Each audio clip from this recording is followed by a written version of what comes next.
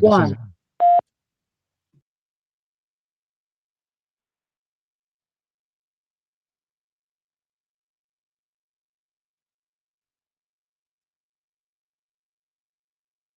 Podcast is intended for mature audiences. The views and opinions expressed are those of the panelists and do not reflect in any way those of the podcast partners, sponsors, or affiliates. Enjoy. Boxboys.com. You need that fear. All I'm trying to do is make a stand for something that I truly believe is right. I truly believe is right. I want to be like you. Come on, man. I'm the face of boxing. I'm the cash cow. I hold a record with pay-per-view. My job, I know my job, I know my situation. I want to fight. Production. But it's gonna be very difficult for both of us. Boxboys.com.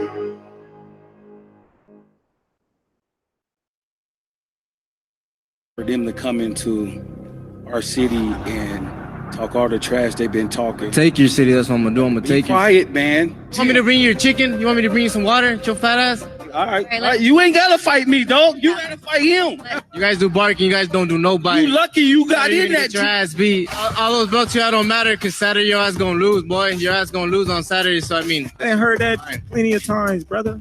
I promise you, after that fight, I'm gonna gift you that free gift to the dentist because you need to fix your fucked up ass teeth. I've been having a gap all my life. I love my gap. Said we all bark but no bite. Come Saturday, we gonna find out how hard I bite. This is not how we want to end this fight. Oh! Crawford gets up! My, oh my! What a shot! Is he the finisher they all expect him to be? He is! What a huge right hand! And he has done it! Welcome back, ladies and gentlemen, to another edition of the Boxing Voice Radio. Let's get hype. Man, Crawford, did he put on a show?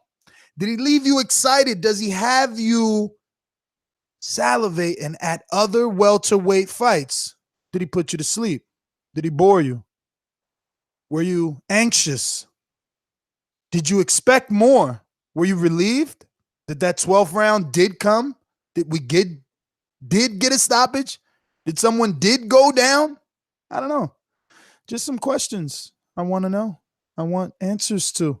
So many topics to talk about. We got a great show lined up for you guys, and we got a jam-packed panelists out here, coming from all parts of the globe. So we're going to be talking, obviously, the World Boxing Super Series, and Tete and Andre Tabiti both move on. Both got wins. 12-round decision for Tabiti. First time watching Zolani, Tete. I was shocked. I wasn't really expecting what I saw. But I don't know. I'm interested, I guess. Francesco Patera, I don't know, whatever. Francisco upset King. Take the shine from Louis Ritson, a Matchroom card on DAZN. And also we'll give you the results to the Buatsi and the Fowler results as they both got wins. And then our fourth topic is Canelo Alvarez and Rocky Fielding, New York City press conference this week. And we'll find out what network Canelo will land on. Is it going to be a DAZN since Rocky Fielding is with Matchroom and Matchroom is with DAZN and Eddie? Who knows? A lot of other news. Deontay Wilder injures the mascot on a ESPN Deportes segment in which he let a right hand go at a mascot, and allegedly the headlines all over the internet are that the mascot's jaw was broken, and just some other things that are involved with that Deontay Wilder news that we'll bring you the details as well. Since we talked Eddie Hearns, he's going to be having a November 17th DAZN show in Atlantic City, in my neck of the woods.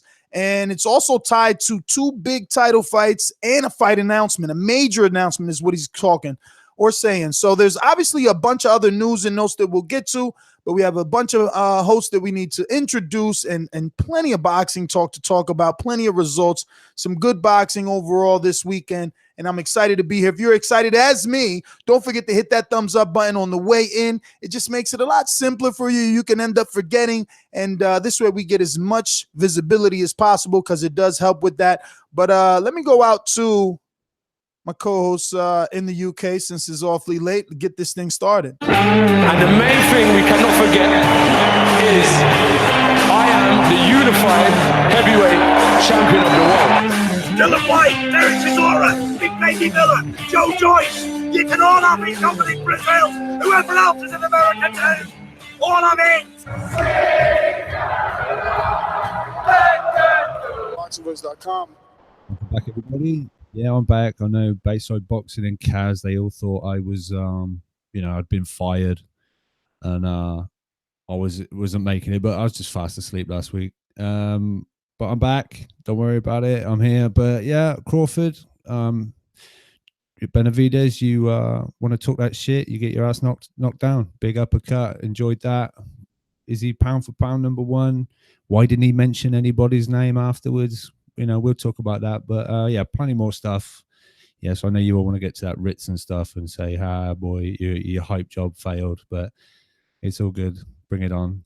Call in. Give me some shit. Over to one of the other guys. People want their subjective preferences to be the objective reality. Where did the kids ever get to read and to hear and to see about the greatness of these people, these fighters?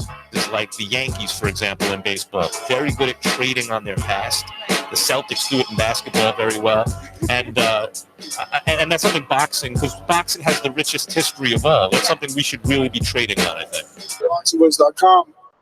What's going on, everybody? We definitely got the pound for pound doing pound for pound things, but this is at this moment where we're going to criticize the pound for pound or praise the pound for pound. We're going to just talk about his own performance and where he goes from there. As well, we're also going to go and criticize some of the so-called prospects and up-and-coming fighters over the weekend, and also praise some of the other fighters like the Shakur Stevensons and Michaela Mayers and things like that. But we had some heavyweight upsets, we had some prospect upsets, and we also have a potential press conference about Canelo, Rocky Fieldings, and we're getting closer and closer to see where does Canelo go. Whoa. I hate to be the guy that always interrupts intros and outros, but what do you mean potential? There is a press conference. I got the email. Well, we got the press conference, but we don't know what network. Oh yeah, so that's network. But you said a potential press conference. My bad. We definitely have the press conference, but the potential network we don't know yet. But other than that, one and only, Mike. Whether people thought it was real or not, motherfucker, we ain't playing. Who got time to play? I'm ready to whoop ass and get this money. You feel me? Two attempts, handed bands over. Sicko hit, shot and miss. Two to stand over. Turn up. Breadwinner, huh? Look who in the building. Let me check my Instagram. I might be at 1 million. And I'm in. Boxingwiz.com.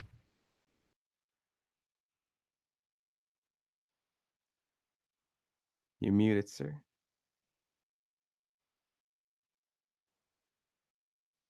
Call him Rookie of the Year. Anybody got a sound? My bad. My shit was on mute the whole time. Shout out to my nigga Bud, man, coming out there putting on the show like he always does. And one thing that I want to address real quick, man. I don't know who's the program director or who is the scheme person that comes up with ideas, but whoever thought it was a good idea putting a fucking mascot inside of a costume and letting Deontay Wilder hit it should be fired. This guy has 40 fights, 39 knockouts. He breaks people's face. And you put a regular dude inside a fucking mascot and not warn him that a punch is coming? Come on, man. But hey, I digress. Let's get on to the show. All right. Well, before we go anywhere, I'd like to just play a little bit of audio here. Jose, we're here post-fight. Obviously, the first loss of your career, but only in the last 10 seconds of the 12th round, your father looked at me saying that he feels like you were winning the fight up until that point. How would you kind of sum up your performance before the stoppage? I thought I was doing good, I thought I was winning the fight, but shit, I got caught. I got caught being careless the last round, and I just have to go back and train harder and put my hands up. Can't take nothing from him. You know, he's a good fighter. I mean, he beat me. Can't say nothing bad about him, you know. So, like I said, I feel like I gave him a hell of a fight. I thought I was winning, but it's just boxing. I thought I was. What the fuck? What the fuck? That's what I said. I thought I was winning. Maybe Bud cracks a little harder than we thought. Shit. And that's some strong daddy's love. If his dad thought the same thing, he weren't even getting punched. Yo. But even Christina Pancha being very, you know, I don't know. If that was Max, he would be like, you thought you was winning. What fight was you watching? He would just straight up like, I didn't have you winning. Yeah, exactly. Exactly. Even I didn't have you. Teddy Atlas. What? Y'all say what y'all want about Teddy Atlas. Being on like live shows and telling fighters, hey, I don't think he won. Probably the best thing for fighters, you know what I'm saying? Don't give him a false boost of confidence. Alex would probably choke him. Listen, we had an immediate reaction yesterday, and you know, and a live fight chat, right? So we kind of broke down the fight as we were watching it, and we gave our immediate reactions immediately after. And I just don't want to go into this the same way, right? I don't want to, you know, discredit Crawford or measure this up to any other performance from any other welterweight, and just try to see if I can be like the Crawford fans and just appreciate the performance. Rob, can you appreciate what he did regardless of opposition?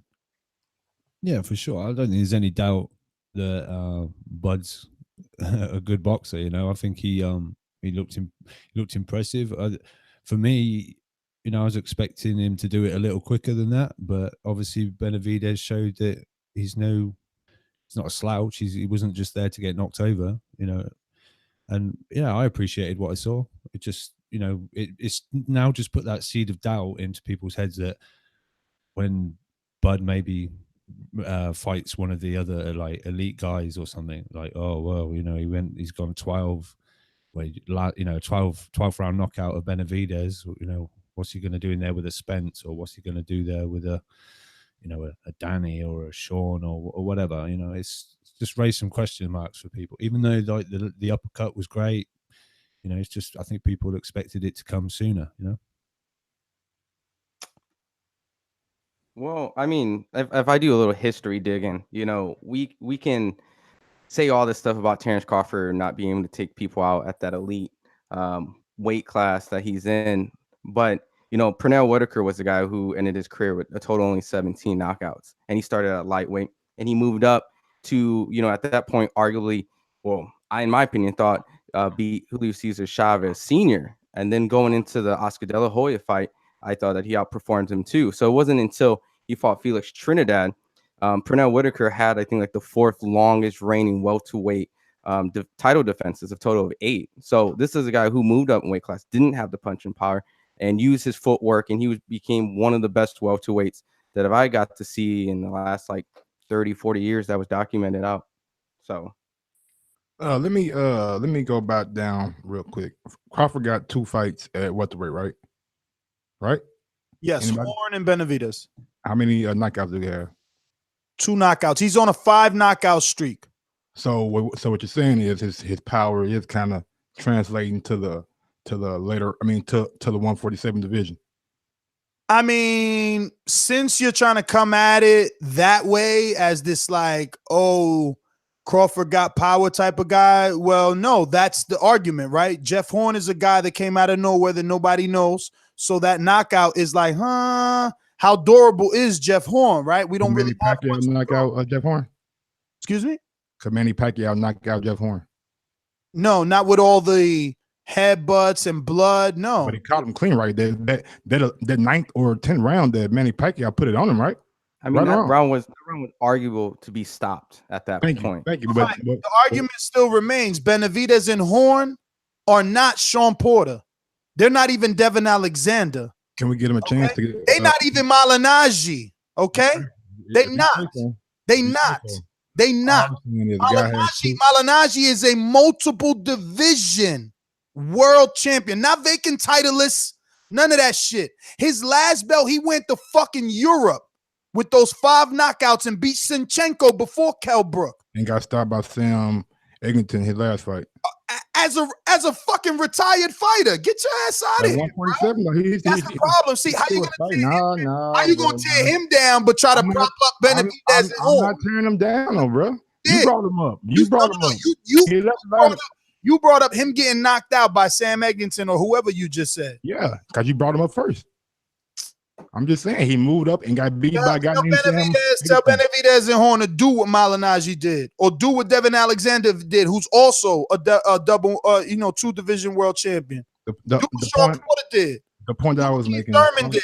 Crawford got 2 fights at 146. Give us a true barometer is all I want. Can we get there, or do you just want to rush him first fight at 147? Y'all let Danny take his time. Did we not let Danny take his time? Pound for pound guy. Did we not let Danny take his time at 147? They're not specifically. I didn't want to go down this route. I didn't want to go down this route. He wants this shit. Keith Thurman was calling out Danny Garcia when he was at 140.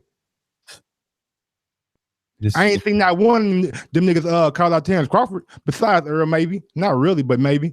He made up some Mike, you know why they not calling out Terrance Crawford? Because none of them live in that fucking bubble you live in. They all live in reality. What bubble was that? You let me finish. They all live in reality, and the reality is it is very difficult to make a fight with a dude from across the street. It's just the bottom line. Has it been done? Yes. Can it be done? Yes. Is it been done a lot this year? Is it difficult to do? Yes, it's difficult to do. Yes, Mike, it's difficult to do. We seen Oscar De La Hoya and Al Heyman work together this year. You telling me that it's going to be that hard for Arum and Heyman to work together? Mike, the thing is, right? You're saying, why doesn't anybody call his name? Who did he call out last night? The pound for pound king, number 1. You heard what he said, though. It's cool how Ness left that whole thing out too last night. You lucky I ain't hear that shit when it was alive. You heard what he said. I ain't gotta call him out. Y'all already know that. Y'all already know who I want. What point is me to keep calling out when my management and my matchmakers know who I want? That's their job. My job is to get in the ring and fight. Because their narrative and make niggas look bad. Like I do 34 fights. Nobody has ever made him look human. Well, yeah, but Mike, their narrative, and by there I mean Team Crawford's narrative is, oh, Bob knows who I want. Bruce knows who I want. Like, oh, you guys are on the phone. Put the pressure on them. You know what we want. Like, it don't sound like you can get what the fuck you want. You want the media to do the job for you. Tell the world what you want. Exactly. Tell the world what you want. What you want. Rob, you better not say shit about anybody telling them what they want when AJ won't speak a motherfucking word about Wilder. That's true. Fuck out of here with that shit. Fuck out of here with that shit. But anyway. Well, Mike, no, not anyway. Don't fucking shout over me and then expect me just to go, oh, he's talking still. What I'm talking about, baby. That's cool. What did I say about Joshua? I don't know. Remind me. Yeah, well, you need reminding because you keep talking shit. I said, Joshua, I want to hear Joshua say in the ring, I want Deontay Wilder. I want to hear my guy say it. So you should want your guy to say it. Not, my promoter knows who I want. Real entertaining. Get a voice. Tell the people. Put the pressure on Earl. If that's the case, put the pressure back on Earl. He's the one saying, I need a fight. I need a fight. He should have said, you want to fight? You know where I am. Let's get it on. Well, let's transition into that because we got a super chat. Okay, hold on, because I'm going to tie it together perfectly. We got a super chat from Alexander Wilson who says Crawford Benavidez was the most watched fight of 2018 so far. That's the most important part of this fight. And Rob just finished his statement saying that Crawford should have put the pressure on Earl Spence by saying, "Hey, I want to fight Earl Spence." So I hope Team Crawford got this far in the show because I think they don't have to call out Earl Spence. I think after yesterday's Friday's public reporting of Crawford's pay at $3.6 million on paper, after these ratings, which honestly I'll let Ron, I guess, interpret for you guys because I've never heard them said this way, and I'm going to listen very closely as my 3 other co-hosts try to teach me about this new meter, 1.8 meter thing that they're using, because we never used meters in all my years. Now all of a sudden we're checking meters. I would just like to know how many millions of people watched. I don't want to hear a percentage of households. I don't want to hear about meters. Give me Nielsen's, what we've always used. But word on the street is Crawford did some really big numbers, which ties me to our second topic of, obviously, the Crawford fight. It sounds like he's the A side. Sounds like he shouldn't be calling Earl Spence. It sounds like if he's the A side, he's AJ. They need to call AJ out, right? Maybe. I mean, this is the whole thing. Like, obviously, ESPN's in so many million more houses, and I don't know. I'm not sure who the A side is in the case, to be fair. It's a difficult deal to make, I reckon, because they'll probably both argue that they are the A side. Errol will probably say, I'm this side of the street, Showtime, I got this behind me, that behind me. And they'll say, well, we got ESPN, we just done, I think we kind of figured out it's like just short of 2.3 million people watch this. So I'm not sure how you'd gauge who's the A side in this. Obviously, he's making the money, but he's kind of like him and Lomachenko were pretty much Bob's guys, so that he's going to pay them well, right? Mike, you muted, Mike. How I broke it down was like real simple. It's 126 million households that have ESPN in the United States. So 1% of that is That's not true. That's what I'm saying. Like, so here's the thing. Like, we're basing this off the internet has shown of households. So at this point, this is not actual numbers. So don't run with this. There's actual no numbers presented out. But pretty much what I think Mike did is he took a source that's documented on like some stats website that you can Google how many households, just to get an estimate, because not every house has ESPN, just to kind of gauge the what would be kind of the norm if everyone had it, and then kind of lowered it, assuming that everyone didn't have ESPN, just about. So they did a little bit of math, and it came about close to about 2 million viewership, and that's pretty much what we're estimating. It's not fully out there documented because they're doing this meter situation of a 1.6, 1.8. Exactly, and that's what I find like fishy. But let me now read the official ESPN press release that they sent me. And then I am reading from it now. Last night's top rank on ESPN that aired at 10:25 p.m. Eastern time to 12:36 a.m. Eastern scored 3 major victories. The overall event delivered a 1.6 meter market rating. Now, this is my own words. The 1.6 meter market rating is written in bold black, okay? Again, I want to highlight that because this is something we've never heard. You guys have been listening to this show for 5, 7, 9 years. We never reported 1.6 meter market rating. Yeah, I don't know what the fuck this is, but it's my job to tell you, right? So I'm going back to the press release. According to Nielsen's, making it the highest rated boxing telecast in 2018 across all broadcasts and cable networks. The main event featuring Terrance Crawford, 34-0, 25 KOs versus Jose Benavidez Jr., 27-1, 18 KOs, averaged a 1.8 meter market, making it its year's highest rated top rank bout and main event on ESPN. It was electric, full house at the Chi Health Center in Ohio as hometown favorite Terrance Bud Crawford defeated Benavidez Jr. by 12th round TKO, defending his WBO welterweight world title. So the co-main event, which features Shakur, shout out to my hometown boy, it scored a 1.3. Again, 1.3 meter market rating. So on the press release, it has top local markets. Top local markets, right? Top market number 1, And Mike, you should be happy about this. Yeah, down Now, south. real quick, Ness, you meant to say Omaha. I didn't want people to think there was What a did full I house in Ohio.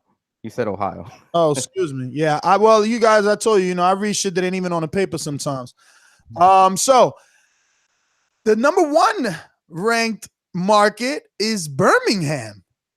Did you guys get this? Yeah, I don't know. I didn't think I sent this to you, but I don't know if you had your hands on it already. But yeah, Birmingham, that's odd, right? With an 11.9 meter market rating. Again, whatever that means.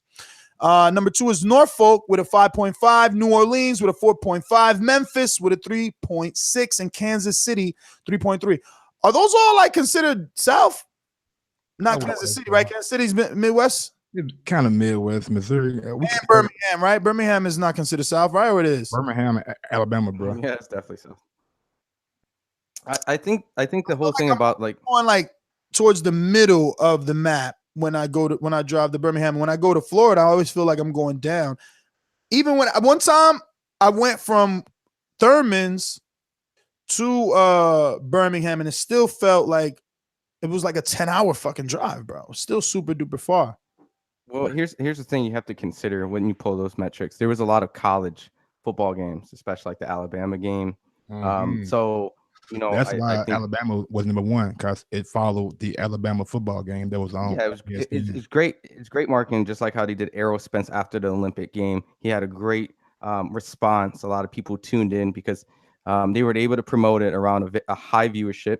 The people that did stick around or was interested, wanted to see it. And being from Omaha, Nebraska, there's a lot of connection to a Southern fighter. And, from that point, following those football games, people probably want to see this alleged pound for pound guy and see how electrified it could be. And seeing after Shakur Stevenson probably perform, that probably also piqued their interest to see, oh man, I probably haven't seen a boxer. I don't know, because you get the Shakur fight and then you get the fucking ratings dump, in my opinion, with the Michaela Mayer fight. Not that it was boring.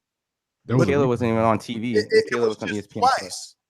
No, but they aired it twice. That's what I'm saying. Oh, where? Oh, I didn't know that. They aired it as a filler and they skipped it. They started from the 3rd round, second time around. What's wrong, Rob? No, I just shaking my head at that. I think why was it some of it on one place to watch it, then you've got to switch over and watch it somewhere else? No, you didn't have to switch over. You got the whole fight on the app, and then because Shakur performed so well and knocked out his man in 46 seconds or not a minute, something like that. Definitely first round. They just put her fight back on TV. Now, what Rob's talking about, why is half the card on ESPN Plus, then the main events are on ESPN? Oh, because the main event and the co-main event, in I guess the promoter's opinion and I guess the networks agree, are more valuable. Remember that live TV is different from premium, which is HBO, Sky Sports, and Showtime. So they only get a certain amount of airtime, and they got to put their best stuff there. Yeah, big college football games that took priority, like way big football games, high rated teams. So at that point, like Ness was saying, their window is very small. So this was an opportunity if you do want to watch all the undercards, and that's how you did the ESPN Plus app. Real quick, we got a super chat from Jack Kilsby. Wilder 41-0, laughing emoji. That Mascot put up more of a fight than Stavern. Damn. Stavern gets a bad rap, man. We need him to get another fight. My leg started giving out the 7th round. Shit, I don't want to put excuses, say it's my leg, but shit, it started giving out. I mean, I felt it, but I mean, I got caught. I can't say nothing wrong. I got caught, It is what it is. I have to go back home and train harder now. I just want to say, I don't know why people get mad at me because I tell the truth. Let me say it. Are you going to say, oh, my leg gave out and it's out, but I don't want to bring up any excuses. You just you just did before you said I don't want to bring them up. Exactly. Yeah. No, but then you say something about it, and it's like, no, dude, you were mad harsh and shit. No, Steve was harsh. He was like, the guy was dragging his leg the last part of the fight. Yeah. I mean, I don't want to accuse anyone, but do you think that was possibly a scapegoat at a point where you realized that, hey, I might not win this, so I'm going to exaggerate? Man, he was fighting. Like, look, we did a live fight chat, and all we kept saying his feet were in cement. His feet were in cement. Like, he never at one point looked mobile. I mean, and Crawford, right? I think it's funny because I'm thinking what I interpreted live, Mike. Remember, I kept saying, damn, Crawford's in a groove. Crawford's like in a flow because he was like, you know, kind of, I don't even know what you call it. He was like just, you know, he was kind of like turkey. It was not like it was not like Tyson Fury. It's more like he had rhythm. Like if he was like, you know, with the just moving with the beat, and David Benavidez is so stand still. Yeah, it's like when you're doing like the wave, you know, with this, like he had these little extra more little moves. What Wilder was doing down in camp when he had that guy against the ropes, he was just grooving and shit. I mean, hey, it just never clicked to me live. Oh shit, Jose, like Crawford knows Jose can't cut the distance because his leg don't work. He timed him. I'm just saying, man, it looked like, you know, like Clarissa Shields said it. And, you know, again, I just want the competition to match all these accolades is what I'm saying. But he does show that. Like she said that he has Mayweather-like IQ. And you see that. He's a little more sloppier than Mayweather, but that's because he's going for the kill. You know, look, 12th round and he still got the stoppage where 99.9% of the fighters who are Crawford style, meaning boxer puncher, you ain't trying to go for it in the 12th. You already got that fight won. Why take the risk Jessie did, right? That's why you don't take the risk, because Jessie did and he fucking calls himself the fight. But Crawford is on another level. He can take that risk and his power carry late. It impressed me, but again, only to a certain extent, because I think that fight will never get to the 12th round with Earl. It just never. Captain Hook or Jack Sparrow or whoever the fuck he was would never make it. He'd be having to walk that plank. But you're talking about a natural 147 that's ultra aggressive, and he's a big 147 too. So that's a totally different style. I just gave him high praise, Mike. What more do you want? Let us he would be faster. But I would agree too, but he's bigger. Let us know when he served his apprenticeship, Mike, and we can talk about him properly. All right? Jesus. You mean like Lewis Ritson failed his? Hey, look, I'm just saying, you're giving him all the passes he can get. How am I giving passes, man? He had 2 fights. I don't even know. It's a title fight. Come on. But Mike, I don't even know that we could say Lewis Ritson failed his, because we knew Lewis Ritson because of his height, because we got a UK co-host. We follow Eddie closely. Matchroom is a power in boxing at this point. You know, they're not someone that we could ignore. But we never heard of the dude Lewis Ritson lost to. I know I never heard of him. Rob, I mean, do you know that dude? I didn't know him, and look, going into it, Ritson was 66-1 on to beat this guy. You had to put 66 pounds on. Yeah, so that right there, it's like Ritson, it wasn't a test for Ritson. It was a showcase for Ritson for a regional domestic title. That so like when you get knocked out, or excuse me, he didn't get knocked out, but when you lose to a dude that was 66-1, no, it's crazy. Like, remember, Danny beat Khan at 7-1. We talking about 66-1, bro. That's a lot. You're getting it a bit wrong. Ritson was 66-1 on, meaning you had to put 66 pounds on just to win 1 pound. So he was favorite. That was Ritson to win. This dude was 12-1 to win. Oh, they do it backwards over there. Oh, okay. Yeah, well, not backwards. It's just different, I guess, per fighter. It's fractions, not like you do plus 100 minus whatever. Ew, fucking 12-1. That's still worse than Danny Khan. But look, if we've moved on to this thing, yes, there was hype. You know, I gave it, but hype only gets built off performances. And Lewis Ritson, in winning the British title, coming from nowhere, no one had really heard of Ritson before. Like, he wins a British title, and then he gets some like fights on Sky Sports. We hadn't really seen much of him before. And he retained the British title in 3 fights. It took him 4 rounds. He blew these guys away with amazing performances, big knockouts, and everyone's like, "Whoa, who's this guy? Where'd you go?" And then the hype train built. He had the hometown fight. He was on the Josh Kelly undercard. Massive, unbelievable support. Big, massive noise in the state, and it really built it ready for this fight. And then this guy comes along, and this Patera, you know, you got to give credit to him. Ritson abandoned. Great boxer. Yeah, and he had to work because Ritson's known for just walking forward, walking people down, and this guy had to work like fuck, but he'd done it in such a good way, you know, combinations. But for me, Ritson abandoned his jab, which was working in the early rounds, and then this guy Ritson said it himself. I got hurt with a body shot in the 5th, and I never recovered. And dude, credit to you, okay? Because I would have never watched this, let alone fucking live. When I read the card, I don't know anyone, but I watched this one. You know one person, nigga. Don't front. Who? Dave, finish, Mike, before we go. Whatever, Mike. Whatever. And we got to get back to Shakur, all right? Because we jumped over. Sure. Yeah. But I did it because of Rob, and you know, just to see. I didn't want to always be late to the hype, right? And striking resemblance to Lucas Matisse. Yep, that's what I was saying. He looks just like Lucas Matisse. He looks just like him. Runs at the same exact thing. Even almost the haircut. He's got the tattoos, all that. And I think his biggest mistake was, you know what this reminds me of? Mike Jones versus Jesus Soto Carras. Who? Mike Jones versus Jesus Soto Carras, top-ranked fighter. And yeah, Mike Jones, who? Yeah, I got you. There you go. It went over my head. So yeah, but Mike Jones actually got the win. Louis Ritson didn't, but it was the similar situation. He blew his load. He didn't have any more energy left. Like, I know he was still throwing punches, but there was nothing on him.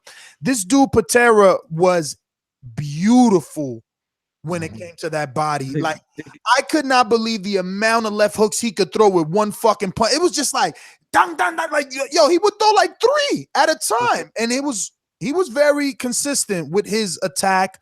His boxing was nice. He stood on his jab, but he was always ripping Ritson's body. I mean, I never heard of this kid Patera. What weight is that? I don't know what weight this was. Lightweight, 35. What, 135 or 130? 135. I've seen Patera before. He fought Mendy, and that's where I thought a lot of his experience came in. Was fighting those. He lost to Mendy, but he went the distance. Luke Campbell just beat. Yep. Oh my God, Rob, your dude is looking worse and worse. How the fuck he lost to Mendy? He looked good last night.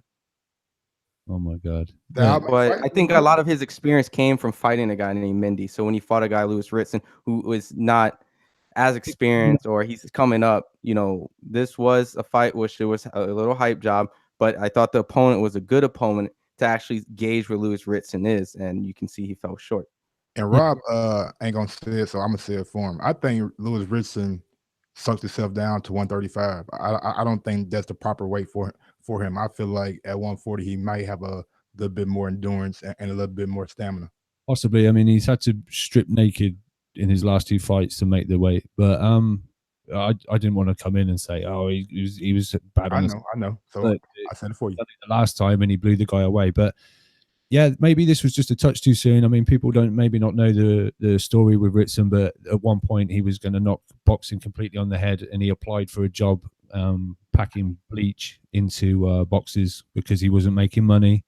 And his kid was born 7 months premature, or 7 weeks. I can't remember. I was going to say 7 months premature. God damn. Oh, yeah, I got that wrong. But yeah, premature baby, and he had to pay bills and everything, and he was going to pack it up. And then he picked it up. And this story's been like a bit of a whirlwind, you know. And then maybe he was just pushed that a little bit too soon. But that was his 17th fight.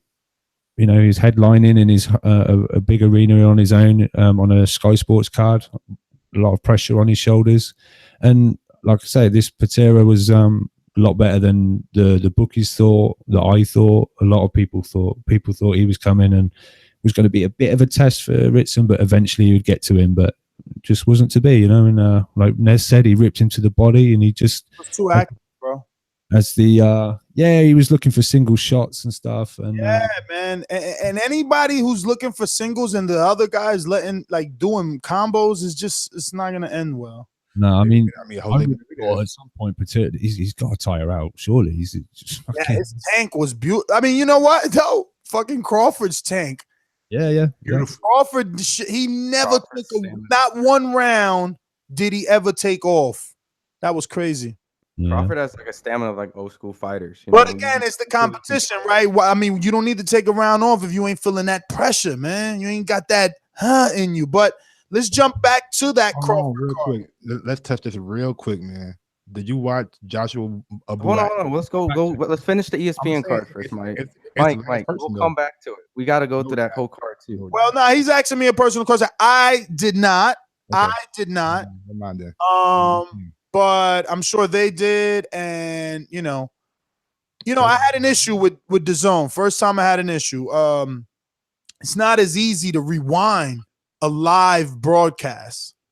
Like, oh, you shaking your head because is it hard for you too, or am I just some fool? Because I don't know. I kept trying to go before the fucking Ritson fight to see whatever was on the undercard. I forgot who I was looking for. Dave Allen. That's exactly what I was looking for. And the Fedosov when I was watching the WB, because I watched everything live, the WBSS or whatever. I couldn't find the fucking Andres Fedosov fight either with Joey Duelko. It's like these guys are pissing me off, but I will say this, ESPN last night was better. But both app and the live feed, right? It didn't fuck up for me on either. Yep. I watched it on my TV. I didn't use the phone. I got the Android TV. It was a Sony Bravia, so it was right there. It was easy.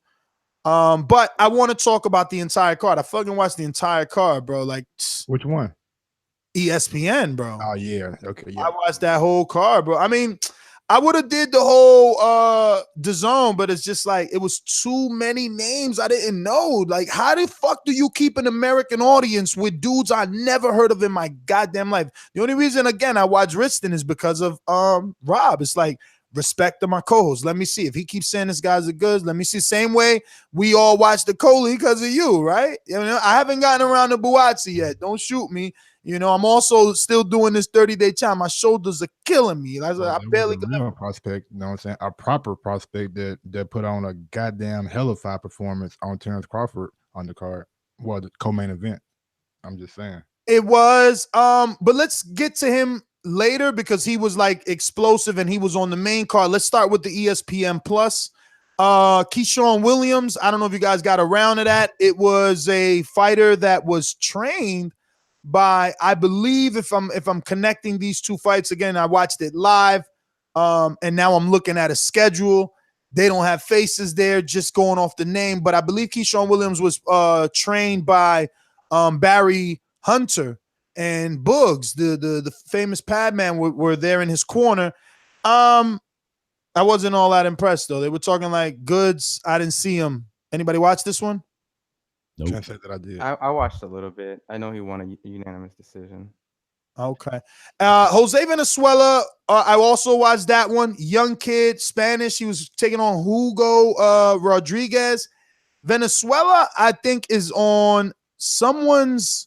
He signed to someone else that was on this card, is what I heard the telecast say. Young prospect. He really ripped through Hugo, but dude, that dude Rodriguez was like 3 feet tall. Did you watch this one? Nobody? All right. No problem. Hey, listen. I remember that. I had it. No, listen, it's all good. Remember one thing I used to say a couple of months ago when all these apps and streaming services were announcement. I said it's a good time for boxing fans. They need now to beg for our ratings. You know what I'm saying? So if you guys didn't get around to it, all good. I did. Watch the next one. Steve Nelson is, a Terrance Crawford fighter, and or not Terrance Crawford, but Team Bud, right? He's trained by the same group of trainers.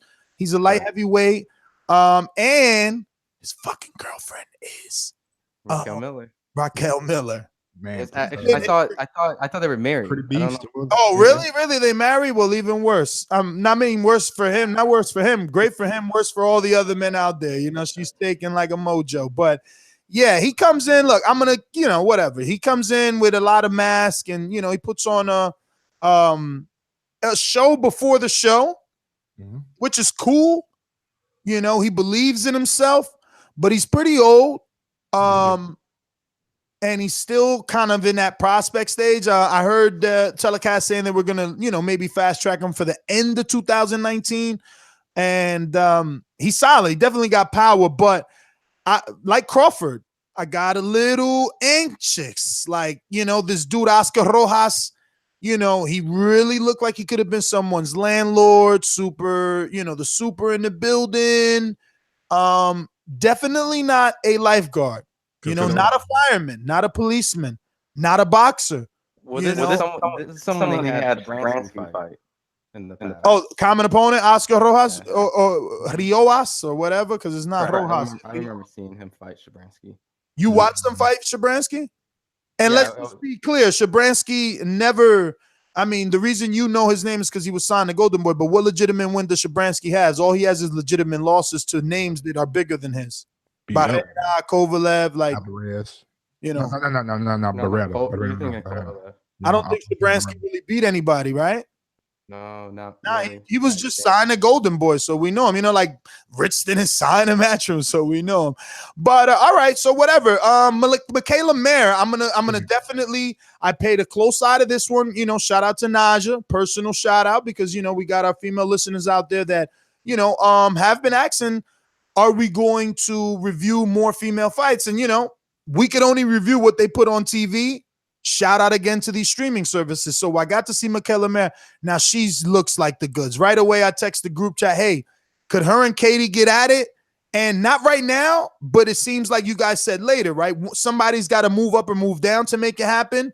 She won her first regional title, and she looks good. Solid fucking right hand. I'm very impressed. I'm very impressed with her technique, her form. Her three-piece is so fucking nice. I don't know about the power, even though she did get a knockdown and her last fight was a stoppage, right? This fight I'm not sure, was it a stoppage? I can't remember. But it was an 8-rounder. Stopped her. All right. I don't know. I guess I'm used to that Gennady Golovkin shit. Like, I want right away more. or some shit, man. Come on. You know what? Is that these kids are amateurs? Well, not kids, because she's a grown-ass woman. But these fighters are amateurs turning pro, right? So now, hold on. Ron, is that the one that Floyd tried to sign? No. No. Oh, no. Okay. He was back on top ranked early. He was an Olympian. Most top-ranked prospects are former Olympians.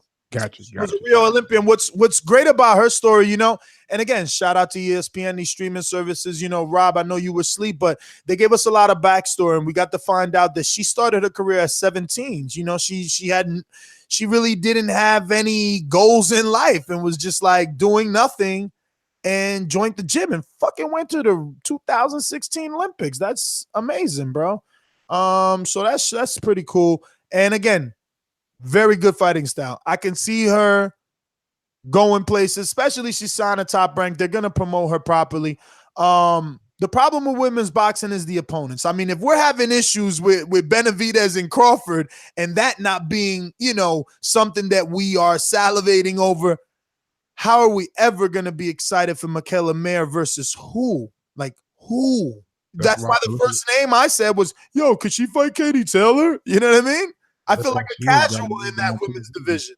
She got to move down from 168 to 160 to 154 to fight Hammer. So, Hammer pulled out, though. That fight isn't happening.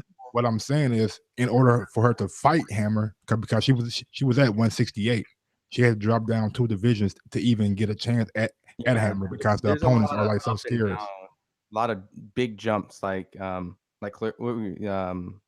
just jump around a lot. They have to really jump up multiple weight classes to get these type of fights. Real quick, we got a super chat from Drew. Imagine if Errol Spence took the Cotto fight and Golden Boy Promotions deal. Better off, since he can't get PBC guys to fight him, and he is talking that wrong side of the street nonsense. He still would have been on the wrong side of the street with Bud Crawford, but I think if he would have took the Cotto fight, he would have just became a middleweight quicker. We would have been watching him in Texas probably this year versus Jamie Munguia. Yeah. He still would have been the champ. He just would have had Munguia's belt. That's all. All right. So Michaela Mayer did a great job. Anybody want to add anything to that? I just wanted to say that I thought that even though when she knocks these ladies down, she doesn't get over anxious, and there's always this patience about her. So if she doesn't get the full on stoppage, I do like how she's just very poised and she continues to keep doing the same game plan. So that's a lot of how would you say it? A lot of control. So I definitely see a lot of control in Michaela Mayer, and I do like that. So props to her on her win. Ron, how far are you from Gabriel Flores Senior and Junior's gym? Because they're close. Flores' gym is like in Oakland, so they're Sun and is not close or is close. Close. It's close. They're in Oakland. Because I thought not that I thought she used to train with Gabriel Flores Senior. Like, what happened? Now I see fucking Manny Robles was her trainer last night. That was a little like, whoa, I was alarmed. I was alarmed. A lot of people have left Robles. Oscar Valdez left. Shabaransky left. I mean, what happened to Michael Conlon, right? This Irish Olympian. He's just like, he's fighting pretty soon here, ain't he? You know how many fighters I haven't heard from in a while? What happened to Mikey Garcia? It feels like he's on the milk carton. Mikey Garcia's on the milk carton. Conlon was pretty active this year, I would say. No. Rob. Conlon's last fight was like in Ireland somewhere. He's gonna fight though, right, Rob? He's on Box Nation. Yeah, he's on. Whose card is he on? Lomachenko. On Warren's card. Yeah, okay. I'm gonna say he was on a Lomachenko card before, but he was also on a Warren card too, though. No, he's on a card coming up, Rob. Oh, coming up. My bad. December 8th card. Okay, but this is what I'm saying about ESPN and the lack of promotion. Like, okay, this fight with Crawford did great numbers, allegedly. We don't know the actual numbers yet, but you know, the indication that it did good numbers. But we had callers call in here saying, you're right. I didn't see anything about this fight. It wasn't promoted. You know, it wasn't like, imagine if it would have been promoted. Because I tagged you, Mike, on Instagram. Your boy Lil Boosie was watching the fight. Yeah, my nigga, you know, so like he was hitting, and not only him, like Anthony Durrell was, you know, and not that Anthony Durrell's any celebrity or anything, but like people were tuned in. Clarissa Shields came out, like people were tuned in. That house was packed. So you know, Spence was watching. Tank was watching. Yes, they were. You know, fighters were watching. So it's sad. It's sad that we get to see like Golden Boy had this opportunity and didn't do this with ESPN. Even Al, right? Like PBC was on ESPN. They weren't able to do this. Right now, Golden Boy is in a position to make a real big splash with the Canelo. I mean, wherever he goes, they're going to be in a position of power. Yeah, but they don't have the stable in it. They don't have the roster because the thing is they did an event the other day on Facebook. Most people didn't know. They probably got two guys. Dude, yesterday they did an event. Ryan Garcia was commentating on an event on Facebook that no one knew about. I got a personal message about it. That's how I found out. And I did them a favor of posting that he was going to be commentating and the link on our Instagram, but I had no clue. If I didn't get that sent to me by Golden Boy, how the fuck would we know? Let me ask y'all a real quick question. Do you think if you combine Bud Crawford and Lomachenko numbers on ESPN that they will do better than a Canelo number on ESPN?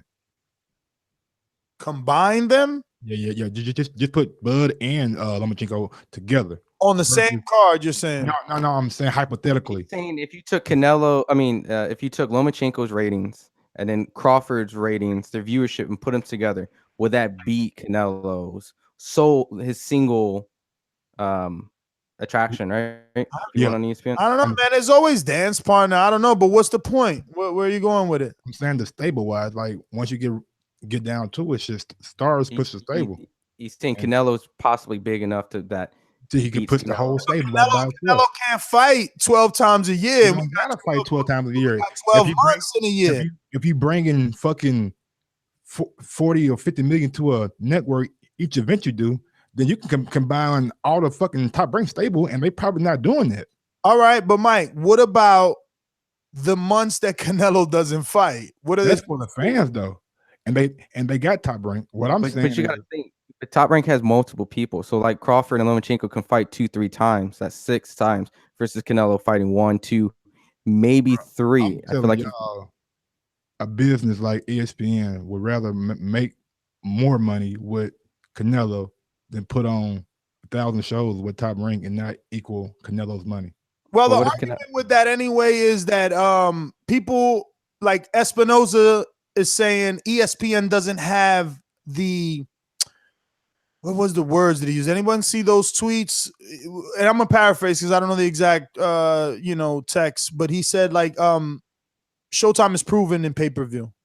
And obviously with their numbers after acquiring Floyd Mayweather's services, Showtime pay-per-view numbers are probably the biggest right now. So he's like, our track record proves we can do pay-per-view. We don't know what ESPN can do. And that's when obviously discussing Bud and Spence. They know how to pick their pay-per-view very, very good. What was ESPN's last pay-per-view? Huh? What was ESPN's last pay-per-view? Oh yeah, I don't even know, but I'm saying Showtime. They are very selective in picking what kind of pay-per-view they do. Floyd, Wilder now. I mean, they're not really going out there and risking too much right now. You know what I'm saying? So I think they play it safe. You know what I'm saying? Versus a network like HBO back when they were doing fucking Triple G and Bud Crawford pay-per-view. They were kind of risking, kind of like rolling dice. With fucking Showtime, they're doing Floyd versus whoever he fought. You know what I'm saying? On Showtime, and it did a lot of. But Floyd was like pretty much, Floyd and Pacquiao were pretty much their biggest pay-per-view. If anything, their only pay-per-view. That's what I'm saying. They're selective with it. Yeah, because they're the only ones to show proven. I mean, everyone else, even when they done like the Andre Ward and Sergey Kovalev, they did pretty fair. But it was never astronomical. Was that Ward's first pay-per-view on HBO when he fought Kovalev? Correct. It was. So that's see, they are HBO. You know what I'm saying? Like when they were doing it, they took a risk doing pay-per-view with people that aren't proven. Showtime don't necessarily do that. They I don't do think like short HBO things. even takes risks because they're proven. Once again, like they have a proven track record. They were doing pay-per-views years and years and years. In addition to probably being at one point way better at Showtime to a degree. I felt like the pendulum swung, especially when Floyd said, "I'm done with HBO." Absolutely. And then Top Rank eventually went. But HBO itself was kind of the premier boxing network to a degree. Showtime did had good fights, but the main big stars were all on, HBO at that time. And then you started getting the network battles and fighters jumping back and forth. And you are the historian. Has ESPN like ever put on like a boxing pay-per-view They've event? done it. They did it like Julio Cesar Chavez Jr. or something, a long time ago. I mean, it's they back then they used to try to build these like intriguing cards opposed to having the main event. They would try to do like triple or quadruple headers. Like that was at that kind of time where they would try to entice you to be like, look at all the fights you can get. Huh? Kind of like what Eddie's trying to do now? To like a certain extent, but better. Yeah, I mean, he's trying to build an exciting card. Yeah. It was more than just like you get the main event and then whatever comes. I definitely agree. I think Eddie is trying to build this formula of multiple title fights, significant, important fights, and then the main event too. But that's what they used to do back then. They used to have these trilogies, quadruple. I don't even know that's a real word. They used to try to make 4 or 5 time rematches, but you just knew they were exciting matchups. And so I don't know. I mean, Canelo itself is definitely a big pay-per-view draw, a big attraction, but there is more than just investing into one fighter. You definitely want to invest in a big stable. That's why you see these type of fighters constantly fighting together amongst each other. I agree. What up? There were. Did you guys touch on Carlos Adames? Did you go? No. We were trying to see when the last time ESPN done a pay-per-view, and like instead of like having a great main event, Ron was telling me that they were building up their cards, like putting on like multiple title fights and having more intrigue. You remember when back in the day where they like didn't try to sell you a main event, they try to sell you like these 4 fights, 5 fights where they would have like King, right? Yeah, like these trilogies, these 5-match rematches. Like you're getting a great, exciting, packed fight. There's no real main event. It's just all these extra trilogies and rematches and stuff. Adames, I mean, before we get to Adames, did anybody watch the Steven Nelson, the Crawford guy? No opinions on the light heavyweight? We just like talked about him before you got up and went perfect. What about then Mike Alvarado? He got that punch. Yeah, man. That dude that he fought. Come on. Come on now, bro. Yo, didn't it look like Robbie? Man. Rob, you seen him, right? You know that looked like a little younger version of you. He wouldn't have got knocked out if it was. You know what's the saddest part, bro? And this isn't a dig at all. The dude that Mike Alvarado knocked out with one punch, had better shorts on than Nkosi Solomon pro debut. Come on, bro. Don't stunt. Don't stunt. Did he not or did he not? Did he not or did he not? Yo, you know he did, bro. Why you doing that to your guy, bro? I thought you supposed to be shit supporting him, getting him back on the right track. Trying to say the shorts have power. This is what I'm saying. Like, yo, they cannot be sensitive. Like, that is just part of, like, you know what I'm saying? Like, yo, Kanye goes out there and wears some crazy shit. We like, oh shit, look at Kanye, got that oversized sweater on. And all of a sudden, that's his clothing line, right? But like, yo, you still criticize. Like, Nkosi can't get mad. Like, I could interview him. He gonna be like, yo, I was going for the Mike Tyson. Like, that's why I came out there, no shirt, no nothing. It was like, I don't need nothing. I'm on some heavyweight Mike Tyson. I was like, oh, all right, now I get it. I didn't see it then. Now I get it. I don't know. But yeah, Mike Alvarado, what are your thoughts? Anybody? I mean, it was what it was. I don't think the guy that he was fighting was a guy that you want to brag about. So yeah, Robbie Cannon was like 16 wins, 13 losses, and 3 draws. So he's on the comeback trail. He's way older. He's been in a lot of wars. So, hey, what was his nickname? Mile High.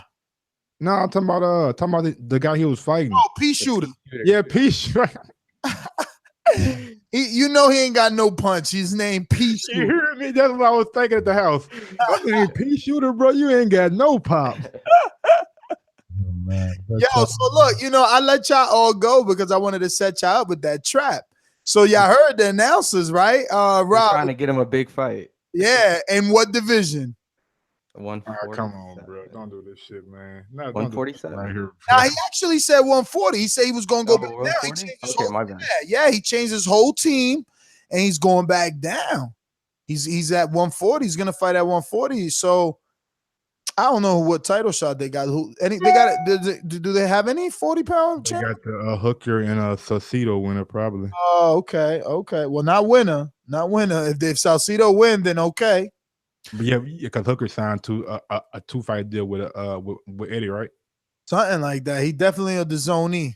Yeah, he just lost the first bid. That's all. Either or, Mike Alvarado, you know, he's just on a comeback trail and had a great knockout. I definitely enjoyed the knockout. So how old is he's not on that 38? But yeah, he was older than motherfucker.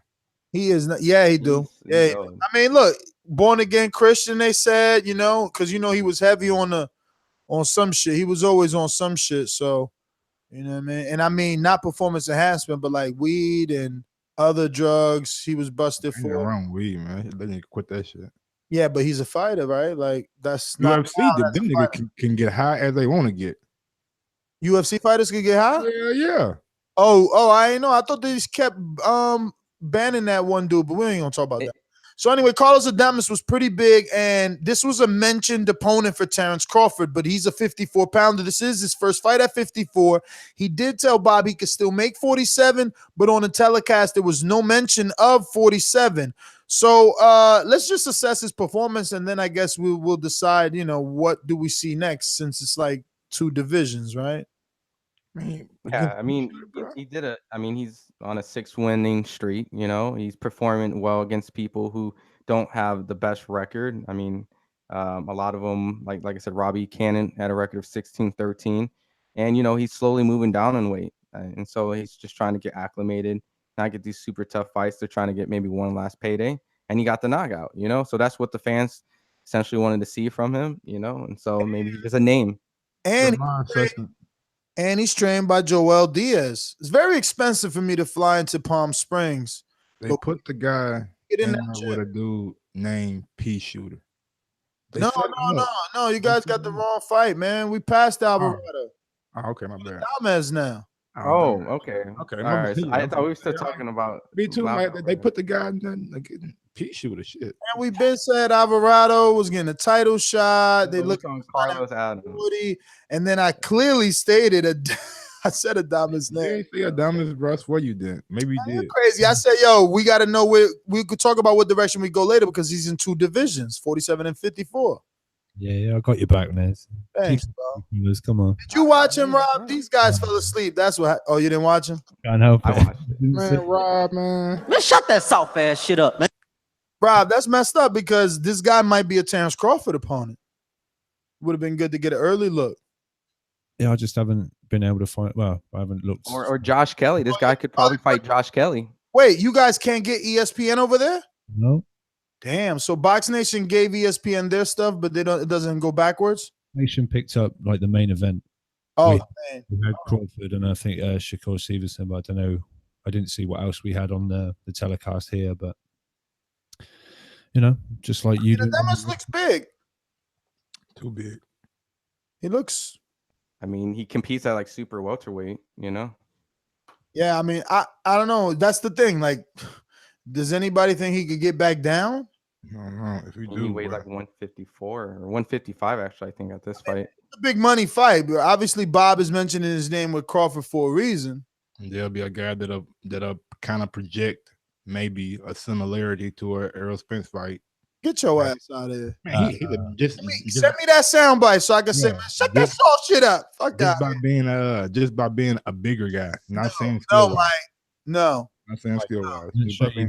No untested Carlos Adames prospect does not present the same test as Earl Spence. I said similar. I ain't say saying. I said similar.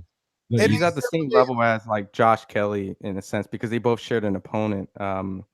Carlos Molina, I think. They both fought Carlos Molina. So Josh Kelly did it better? Yeah, he did. Well, you know what? I don't know because actually Carlos Adames, I think, knocked him down. So no, it's just hard to get. Well, we got through that card. I guess the WBBS, right? Or how we gonna skip the motherfucking dude from Newark? From your backyard. No. My bad. You know that was an accident. I can't believe I did that. It's just that so many fights. From New Jersey, bro. You ain't repping shit right there. No, bro. You know what happened? I wouldn't claim you. If I was from your hood and you ain't bring up Shakur, he from Jersey, bro. He had a great performance, but it was so fast, it's almost forgettable. Keep it real. Well, hold on. Okay, just because it was fast, now it's forgettable. Come on, man. Oh shit, Wilder shit was fast against Stavern too. Is that forgettable? We'll move past Stavern. Like the fact that this. Listen, let's not get hung up on that because I don't want people translating it as like I'm hating on it. Like he looked phenomenal, and I said that in the opening of the show. Just simply forgot. I mean, and there's not much to say. He put together combinations like. It's the same thing I said on Thursday. You know what I mean? I know that Ron said, oh, well, this guy only lost to this guy and only lost to that guy. And to me, that guy was, who the fuck is that guy? And what made him look like that, okay? I mean, that dude, first of all, he just looked lost. He looked lost. And that was all Shakur. Shakur has blinding speed, it looks like. He's very fast, and he's hitting with power. You know, that's what I was gonna say. Like the thing is, Shakur didn't show that type of possessive power in his last fight. If you saw his undercard, not saying he didn't have the power, but seeing that he went 8 rounds with Carlos Ruiz, then he came over here and just blasted this guy out, who's been proven to actually compete 12 rounds with these champions. That was something notable. A lot of people said, "Holy hell, where the fuck did this power come from?" You know. His man strength. I think it was more about combination. It was like a 3-punch, in my opinion. You know, he mixed an uppercut in there. He got a right hook, wasn't it? There was some pop in there though. Like he spun that dude around. It felt like no, for sure. And listen, he was letting him go too. He let his hands go, and that's why he got it done early. I mean, he looked good. He came in at 128. So, do we think he'll be competing at 126 or 130? He's at what weight? What weight is he? He was at 128.5 or something last night. Yeah, well, they're probably going to go to 126 first. Okay. They were just waiting for the shot. You know, you want to snag that belt and then go to 30. You ain't trying to go to you know. He's always been competing underneath 126. I think one time he went over 126, but that's where he normally fights. It's like 125. Well, he's definitely gonna get that belt at 26 so that he could be a multiple division champ. Because that's the dog. When you start out at that weight, that's how you really get pound for pound status quickly, because you go from 26 to 30, which is only 4 pounds. Then you go from 30 to 35, which is only 5 pounds. And then again, 40 is only 5 more pounds. The big jump is 47. That's where the boys start getting big, because they naturally coming in at 147 from Texas and shit, and just eating beef all their life and just waiting for dudes from Omaha. You know what I'm saying? But like, yeah. We also have to talk about the fact he called out Lee Shelby too. I mean, he was very confident. Well, He's he like, said I want 3 names, didn't he? I thought he said 3 names. I heard Lee Shelby. Shelby and Lee Shelby. Yeah, he called out Shelby. He said Warrington. Who's fighting Warrington? Frampton, right? Warrington. I mean, he says he wants, but he specifically called out one name, and I think that name was I targeted. don't know what you mean by specifically, because I wouldn't understand where else am I getting like memory of audio of Shakur saying Frampton is fighting Warrington. I want the winner, or Lee Selsby is how I thought I heard it. How did you hear it? What did he say? He did not say any of that? I mean, I guess I probably didn't hear all that. I'll take ownership on that. I just heard Lee Shelby, so I'll just say I have to Nobody rewatch heard it. Warrington? No one heard Warrington? I can't be going crazy. I bet your call is going to back me. I bet you. You guys are fucking. If they don't, that's what you get for texting in the chat. Are you dumb? Y'all probably was texting instead of watching the fight. I'm being honest, man. I just heard Lee Shelby, man. So I'm gonna go back, watch it, and then come back. Chat ain't saying nothing. Nobody heard that. Oh my. I mean, everyone just I don't know. He said Shelby and Warrington. So one someone said that. He said Warrington, so you're right, He Ness. said Warrington. Oh, that's what they saying. Shit. Thank you, Mr. Blurn. All right. All right, not Shelby. Someone said you're going senile, so I don't know. The Ford Shelby. Either or, he wants the top fighters, and I think Shelby is probably the more reasonable fight that he can get. Shelby, man, not Shelby. I'm butchering his name. I'm throwing H's in there. He fucking calling nigga Ford. Lee Shelby, like Mike Tyson. He always like us, and Selby said he's down for it. He'll do that, but he's going to 130. So if that's any indication as what Stevenson will do, or whether they do it at 128.5 or whatever, I don't know. But apparently Selby, after the Warrington loss, is going to. Someone else said he did say it in another interview with Hustle Balls, but I seen it on ESPN. Hey, I mean either or. I mean, he's calling. You're right. Someone else said he said Warrington. Anyway, whatever. He did great. He did great, and he called out the right names. Like, you know, what's most important is the number of fights, right? These got like 9 fights. What number was this? Anyone? This is 9th fight. Yeah. His 9th. So, you know, to be calling out Warrington and Frampton and even Lee Selby, like, that's what do you say? You see? No, say bugging. Oh, he's bugging? Yeah. Well, I don't know. You watched the fight? No, you just said the guy you thought was not really any good. Well, no. I didn't say I didn't think he was any good. I just never heard of him, even though he lost. That's the thing. A lot of guys like to give, like, you know, I gotta watch the fight to give you credit in the loss. You know, I don't know what took place in those fights versus those two dudes, but I mean, you know, we seen Frampton, like, you know, he's not the same version of himself. So I think, you know, it would be interesting. That's just being honest, man. He ain't just speaking just be speaking. Normally, if sometimes. Why? Wait. Are we not on the same page? Does Frampton still look fresh to y'all? No. I'm just giving you some shit. No, Frampton does not look the same though. I was just saying. I could have sworn his last fight was almost controversial, right? No. His last fight was clear. You're talking about the previous fight. He just didn't look that great. Okay. You're talking about Doneers and all that stuff. He just didn't look amazing. Yeah, I don't think he can fuck with Shakur though, right? Even right now, shit. Look at pound for pound. Esco said necessary. Let me not. I can't read your comment out loud though, because that's like patting myself on the back. But that is funny though. It's funny. Matic, please. But yeah, Yo, it's true though. Yo, you guys didn't hear that. I heard. Yo, I watched all these fights. I wish Eddie's card was just as good. I would have watched it all too, bro. Like I was here all day. It was good. It was good. It was. I enjoyed the card. It was good. I mean, I enjoyed the DAZN. So you normally say, "Who the fuck are those guys?" I'm not watching that shit, but it's because you didn't know them. Because you can watch them. It's your job to say, "Oh, Ness, so since you watched the Ritson, did you watch so and so?" But you haven't yet. You didn't say, "Yo, I know I told you guys, hey TBV listeners, I know I said to watch Ritson and he didn't do well, but guess who else was on the card and had a great." You never put your guys out there. I'm always saying my guys. That's why people giving me shit about Nkosi Solomon, because I do care about my guys. You got to talk about it. Getting praised by we're getting to the card right now. So let's get to the card.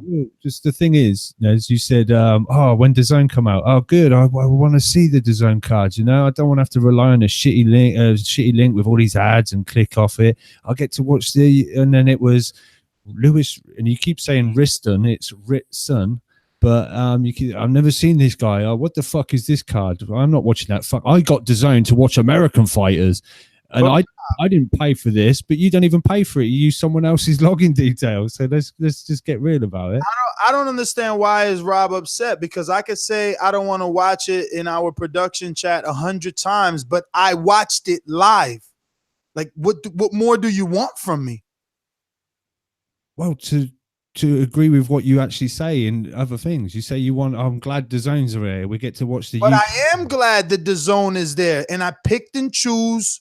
I chose which fight to watch. So since you only made me aware of Ritson, you've been telling everyone, if you're a boxing fan, we get to watch more boxing. So I didn't realize I had to tell you exactly which one of the card to watch. Fuck yeah, bro. Anybody that listens to the show knows that my motto is I don't watch them till I gotta watch them. But you said I want to watch them. I do. I do, like the Buatsis or the Akoles or the O'Hara Davis, guys that have some sort of fucking something that someone, you know. I'm not just gonna watch every somebody. That's ridiculous. It's too many. You know, in one division, there's like 300 fighters, bro. You didn't watch Buatsi. You just said it. No, I know that I didn't, but I said I'm gonna get around to it. Like I got around to this guy. All right, cool. But I'm just what about that WBSS though, man? That shit was lit. All right, so I was expecting a little more from him, to be honest. Man, to be, oh my God, what's going on? Hey, why do every fucking European cruiserweight punch then hold? They're like, they throw a punch, then they hold. I seen Brady's do it against Doherty Colors. Let's slow it down. I mean, let's talk about the fight itself. Let's talk about Tabiti. He was inactive, right, for a little bit. This was his first fight since like what, the Mayweather card, or did he have another fight before that? Well, O'Hara Davis actually didn't. He just announced his unretirement. So Jack Killsby, kill yourself. Yeah, that guy. Talking about O'Hara, that is. So Andrew Tabiti, right? I mean, I think he had another fight this year, so my bad. But he had his fight with Steve Cunningham. That was the one that a lot of people got to see underneath the Floyd Mayweather and Conor McGregor. And so at that point, he only had one fight, and he's fighting Ruslan Fair. But you said he held a lot and he headbutted a lot. And a lot of people thought he should have got deducted multiple points in that fight. Yeah, I agree. That shit was a bad fight to watch. Like I actually bad to watch and watched the whole 12 rounds, but that shit was bad to watch, bro. Like he didn't let his hands go enough for me anyway. Nope. You know what I'm saying? In the fucking corner, Floyd Senior, I love you, brother. I love you. But you should not be giving no motherfucking instruction. I don't know what the fuck he was saying, homie. But yeah. Yeah, it was a strange corner environment. You know, he would talk a little bit, then pause. And then someone else would have to talk and fill in between the gaps. So I don't know what the instructions were. There was a moment when he put the camera. So let's listen to Floyd Mayweather and his instructions. And it was just like, what the fuck is going on over there? So they definitely paused. Oh, cause crazy. But what did he say? I said. Oh, God. God. Oh, we gotta say it because it's a podcast. We can't all just be like, that, man. We gotta say do it. not. more interesting than Andrew Tabiti fighting, even winning. So go on. No. He was like, yeah, that one. What? Lewis this Ritz is funny. Yeah, Louis Ritz bum. But real quick, just to go on the main event on the World Boxing Super Series, you know, I don't think he's going to be able to compete against Inoue, man. He didn't look that great in that fight. Tete?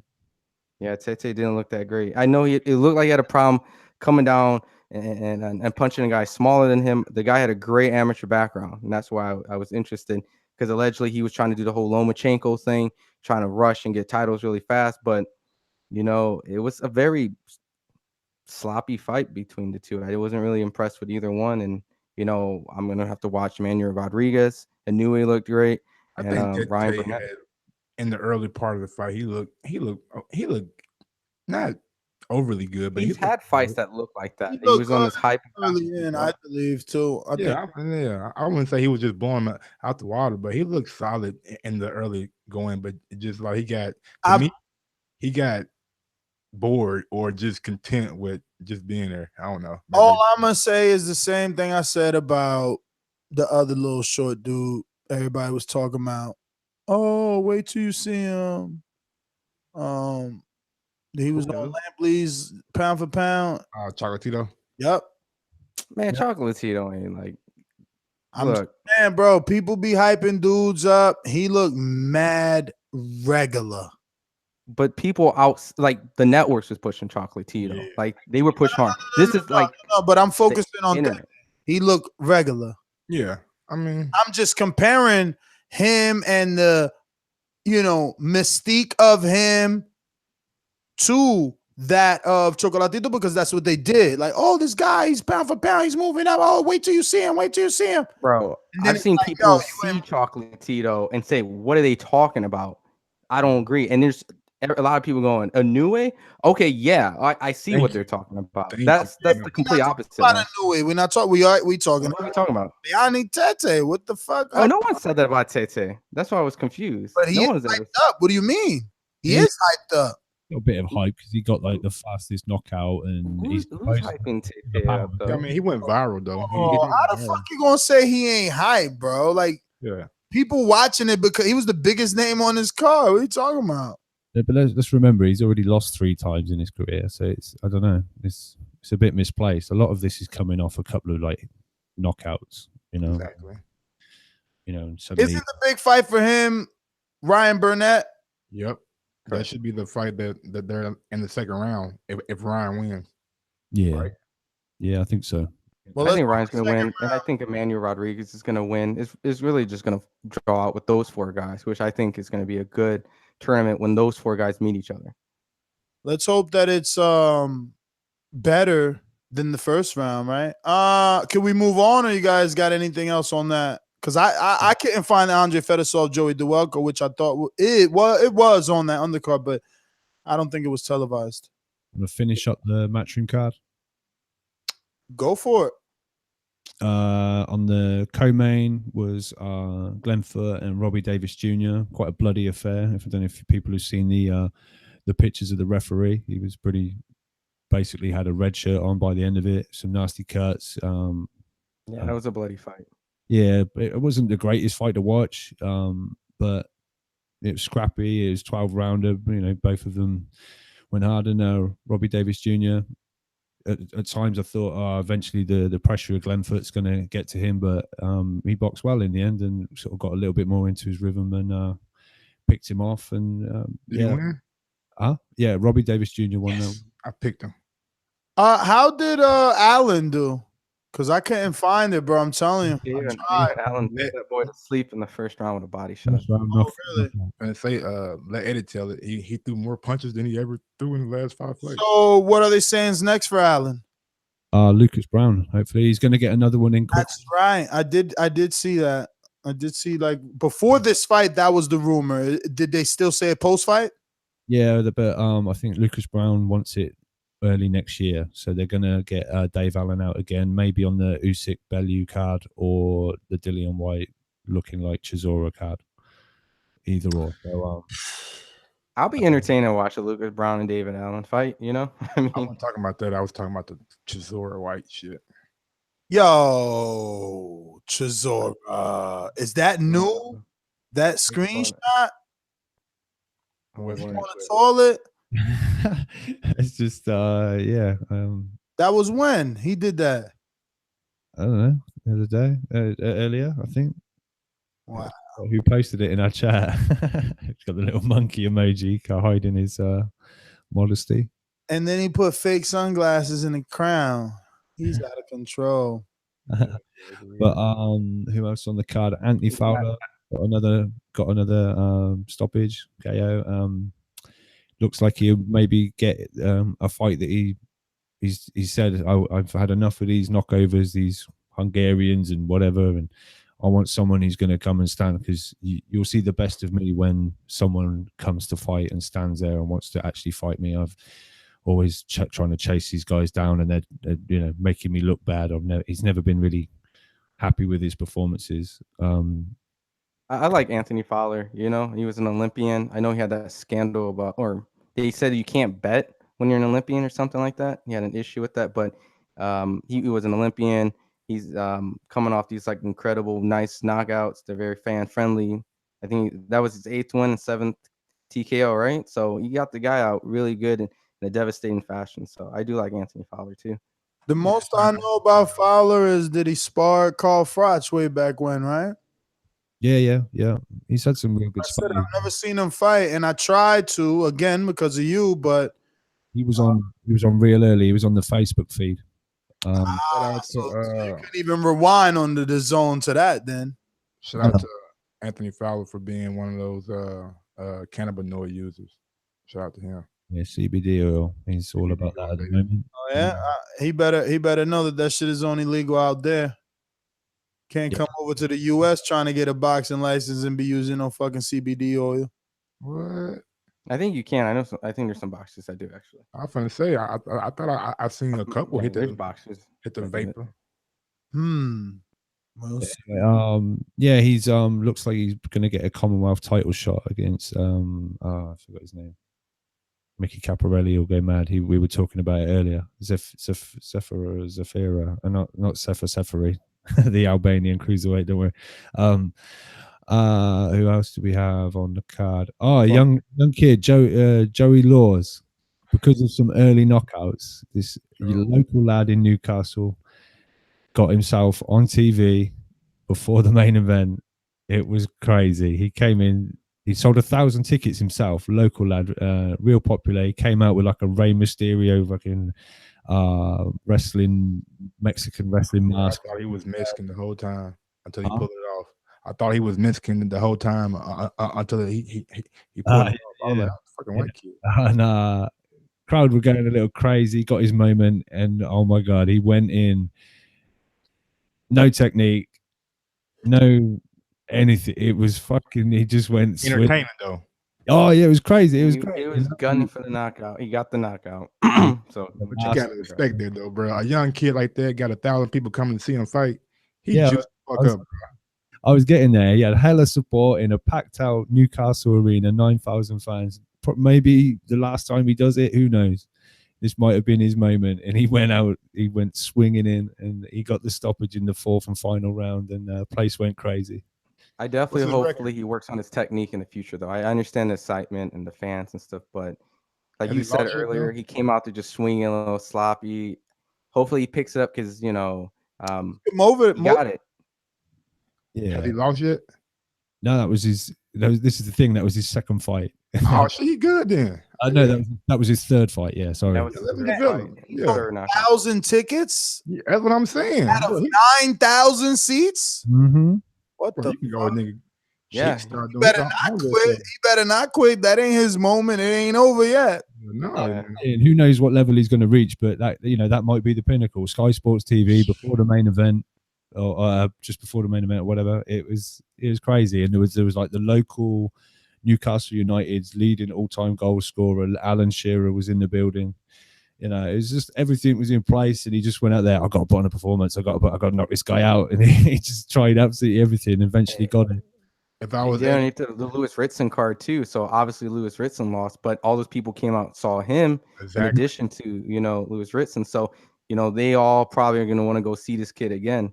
If I was Eddie Boy, I'd put him on AJ card in April and just give him a fucking bum that has a fucking wood leg or some shit. Just give him somebody that he just knocked the fuck out. Oh, you got Benavidez needs 90 days off because of a knockout. Give him the guy's fucking Cholo fault. Nah, that was just a poor joke. You know what I'm saying? He said wooden leg. He said wooden leg. I was expecting you to say that, bro. It was set up for you. I'm glad you showed the X-rays. No, I know. I'm just repeating all the X-rays was nasty though, bro. You see them fucking big ass scars? Yeah, I see it. God damn, them scars are big. No, I seen it, bro. I seen it. It was like, my leg started giving out the 7th round. Shit, I don't want to put excuses, say it's my leg, but shit, it started giving out. I mean, I felt it, but I mean, I got caught. I can't say nothing wrong. I got caught. It is what it is. I have to go back home and train harder now. Yo, so shut that soft ass shit up, man. You love some Broner. Joshua Buatsi, you put away. Hey, we got to go to Buatsi. Yeah, Mike, you got to jump on, man. Hype on your boy because you were choosing to watch Andrew Tabiti over Buatsi, and I think you were cursing Tabiti a little bit. You thought I was, bro. You guys cannot detect sarcasm at all. God damn it. Sometimes just actually write what you mean then in the chat. No, I ain't got to write shit. Right? I write what I put. I write what I put. How about that? Yeah, we don't know what you're putting. If you first round, way quicker. A similar opponent to Yard. That Yard went 8 rounds with, right, Rob? No, it's not a similar guy. It was the same person, Mike. It's fucking similar. Same. Goddamn, right? Same. The Queen's English. He's the same guy. No. Don't say the Queen's English. If you say it was a similar opponent to the one that Anthony Yard had, that means it's a different guy. But if it's the same guy, say it's the same guy. English 101. But yeah, same guy that Yard fought. Took Yard 8 rounds to do. Took Buatsi 1 yard round to do. So it is what it is. That's how you're excited about Buatsi after you're screaming about Buatsi all the time. Who's the guy? Who's the guy? Avalanche. And last I checked, our listeners tell me that Yard hasn't fought anybody. Not really. So why are we writing home about Buatsi beating someone that isn't anyone that Yard already beat? Because that's the fight that's being banded around. I feel like those two is like hometown brewing, those guys. Yeah, apparently, supposedly Eddie had sent an offer for Buatsi to fight Yard. They're like, no, they didn't want the fight right now. But since Yard's been saying, yeah, we can do the fight and whatever. So it was just Yard took 7 rounds to stop this guy. Buatsi did it in 1. So it's kind of like some kind of measuring stick or whatever. Common opponent, an actual common opponent, same person. So yeah, that's where that kind of comparison comes into it, because that's the fight a lot of people want. But it looks like it might be Jose Burton and Buatsi, possibly for the British title, maybe.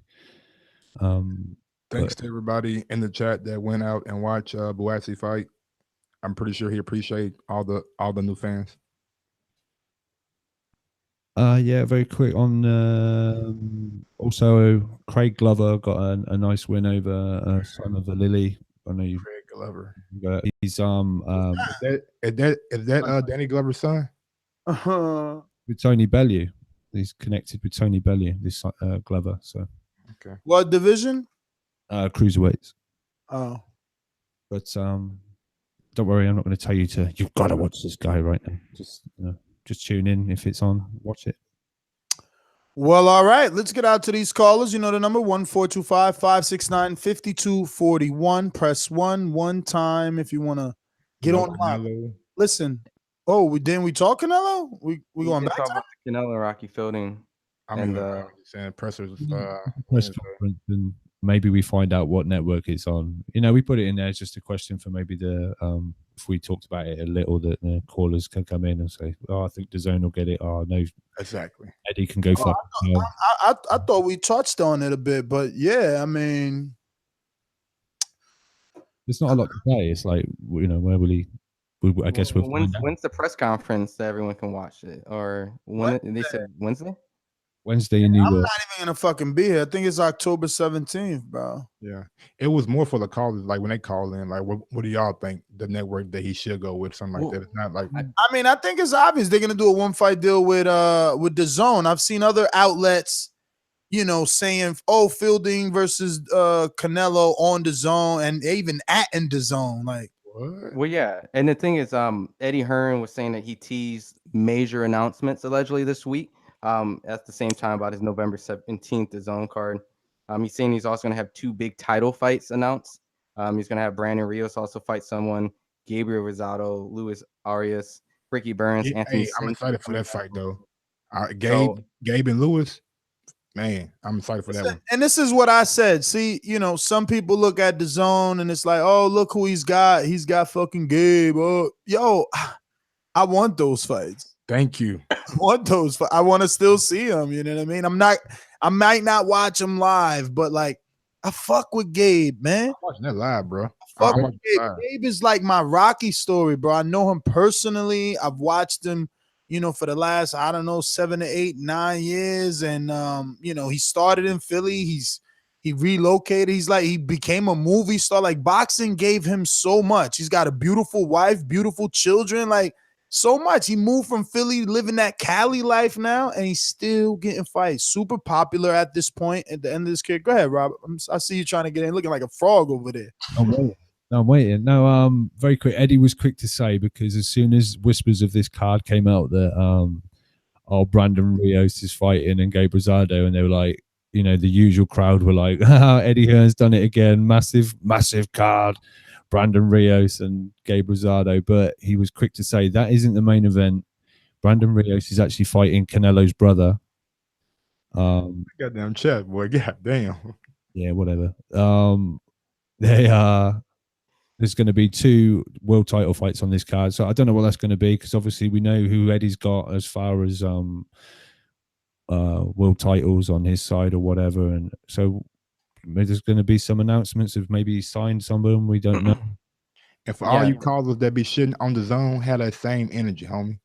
When in addition to that, Hearn also says that, you know, just to kind of reconfirm the thought that Dereck Chisora is the front runner to face Dillian Whyte on December 22nd. So he did say it again that Luis King Kong Ortiz would be. He's a fucking liar. I can't wait to see him again, bro. He's such a liar, bro. He be lying, bro. He be lying, bro. How so, man? How so? Cause, man, he just always lying. Always lying. Okay. Always. Yo, that new shit that Rob keeps posting in the chat. What was the headline? Fuck it. If it ain't Eddie lying, brother, it's the writers lying for fucking clickbait. You know what I'm saying? What was that title? What was that title you put in there, Rob? If you the one you I keep sending, when by that you mean once, and I then felt like it was in there twice at least. Oh, okay. So and remember, we got 2 different chats, but it's all right. Go ahead. Send it to the other one because I know what that comes with. It was what was it? Talks or negotiations or as if like there's a light at the end of the tunnel kind of thing, wasn't it? I'll get it. Paraphrase while you find it. Paraphrasing, Eddie made it seem like, yo, we negotiating. Around Shelly. No, but fuck around. He just said we negotiating and it's progressing. And it's like, stop lying. Like, you're lying. I just left Alabama. He said they ain't even look at that offer and they're not interested until after the fight. Meanwhile, Eddie wants to keep Anthony Joshua relevant. You know, the public perception, the scrutiny is becoming heavy. And it's like, nah, we trying to make that fight. It's up to Wilder. We want that fight. It's up to Wilder. We trying to make, dog, you ain't talking to nobody. You ain't making shit. Just that whole quote talking about, oh, we can't deal with Shelly. So we're dealing with someone else who's close to Al, who says that they can help us make this fight. So many people are coming up to me saying they can help make this fight. What world does Eddie live in that all of a sudden Deontay is going to let some stranger come up to him, and they don't even got to be a stranger? We can live in reality. He's going to let some other dude that he knows come up to him and say, yo, I can make this fight happen, but we can't deal with Shelly. The dude that's been there your entire career. Like, stop lying. Then you talking about Chisora. Oh, Chisora. No, Luis Ortiz, Dillian Whyte. Yeah, we want that fight. We want that fight. Meanwhile, you send him 3 offers, not named fucking Dillian Whyte. And you still out here saying Chisora is the front runner. Because the fans want what fans? I thought this sport was global, international. Or do we only live in a fucking UK bubble? Whoa. Oh, fuck out of here. You live in American bubble. Fuck out of here. I'm not watching that UK fucking shit card. Oh, the fucking UK. Oh, another Eddie Hearn prospect loses. You want to be in this bubble. That's the thing. Robbie, what fight is better? Robbie, what fight do you want as a boxing fan? Do you want to see Chisora, Dillian Whyte 2, or you want Luis Ortiz, Dillian Whyte? Before I finish this sentence, don't jump in. I want Dillian Whyte Chisora because I want... No, don't shake your head. You ain't fucking heard it yet. So exactly. Zip it good. Yeah. Because I want Ortiz, AJ, April 13th. And I want AJ to then say, right, I've beaten Ortiz. Now can we have a Wilder fight? That's what I want. So that's my reason. Yeah, you're also named Robbie Hearn. He's promoting. He's still promoting. He's still keeping Dillian Whyte away from Ortiz. Because I want AJ to fight Wilder. Because you want Luis Ortiz to be a couple months older. Oh, fucking everyone gets older every day. Yo, you know that's the narrative. That's the narrative Eddie is spinning, that he's 49 years old on blood pressure medicine. Meanwhile, he doesn't want to offer him the Dillian Whyte fight for December 22nd. He is on blood pressure medicine, and all this old stuff is always, it's people like you that said, "Oh, AJ, he beat a 41-year-old coming off a loss after 2 years." So that's old. So it just comes back the other way. That's all. But no, it doesn't come back the other way because literally, that is Vladimir Klitschko's age. All right. We've never seen anything that says Lewis is 49. We've only heard UK people say he's 49. How old is Luis Ortiz? I don't know. Someone box record shit. I don't fucking know. On box rec, it says he's 39. Look, there you go. 39, 49, whatever. And let me tell you something. Look, stay in this box right here, right? Look at the difference between that 39 and 38 of Mike Alvarado. You heard the difference, the way we spoke about Mike Alvarado and his 38? Yeah, who the fuck is Mike Alvarado? Exactly. Don't worry about it. If you don't know that, that's more to the case, more to the point, And Luis Ortiz, we don't speak of him like that. We think that he's the goods. Yeah. I would like to see him in with anyone. I was talking. I'm so happy that Wilder fight is over because they talk to me more now, right? So I was talking to him again the other day, and I'm like, bro, so like, are you guys gonna stand around and not like wait for this fucking? I didn't even say hello. My first text to him was like, Eddie hit you back? He like, no. I'm like, so what y'all gonna do? Wait around, or y'all gonna get back on that Wilder undercard? He's like, nah, that's the plan, but we trying to see what's up with Eddie, and you know what? It's that money. He's obviously going to get more money if he fights Dillian Whyte in the UK, But is Eddie going to fucking give it to him? No, because so far 3 offers, not named Dillian Whyte. So it just goes back to what I was saying. He's a fucking liar. I was ranting. You guys know the number. Real quick, I'm gonna speed through. I know I'm about to say that. I'm gonna give all my co-hosts an opportunity to give any final thoughts or anything like that. I want to remind everyone to press 1. I'm not gonna keep reminding you to press 1 every show. And then we throw in the outro and we're about to leave. And then it's like, oh, Ness, I'm in the chat. And I got to read your chat saying, go to you. Press 1 now. You pressed it twice and you took yourself in and out of the queue. That's not my problem. Feel me? 3 minutes. I'm going to be really strict on them 3 minutes from now on because I'll be letting some people go longer than others. Then the callers, you're sending me death threats to my inboxes all because one guy goes longer than the other. I ain't got time for that. You feel me? Just get your shit together, you bunch of dossers. I I was gonna say that Michael Hunter stopped Martin Bakole over the weekend on the Cyclone promotions. Angel Acosta. Where was that? Cyclone. Where's that? You know, is it Josh Taylor that's promoted by Cyclone? Yeah, Rob? yeah. Oh, so that happened in the UK? McGuigan. This was in the UK? Yeah. Yeah. What card? What card was it on? Let me find it. It was on I can't remember. We needed a stream for this. How'd you guys watch it? I had it YouTube. I watched it later. Oh, okay. It wasn't a live thing. No, I didn't get to watch it live. There was too many fights going on too. But the big thing was that I know a lot of people were upset because the fact that they felt the corner of Martin was questionable and that Martin looked like he was in a lot of trouble. And so at that point, you know, just like you always hear in cases, like the fighter's corner should always help them. And Michael Hunter finished off the job.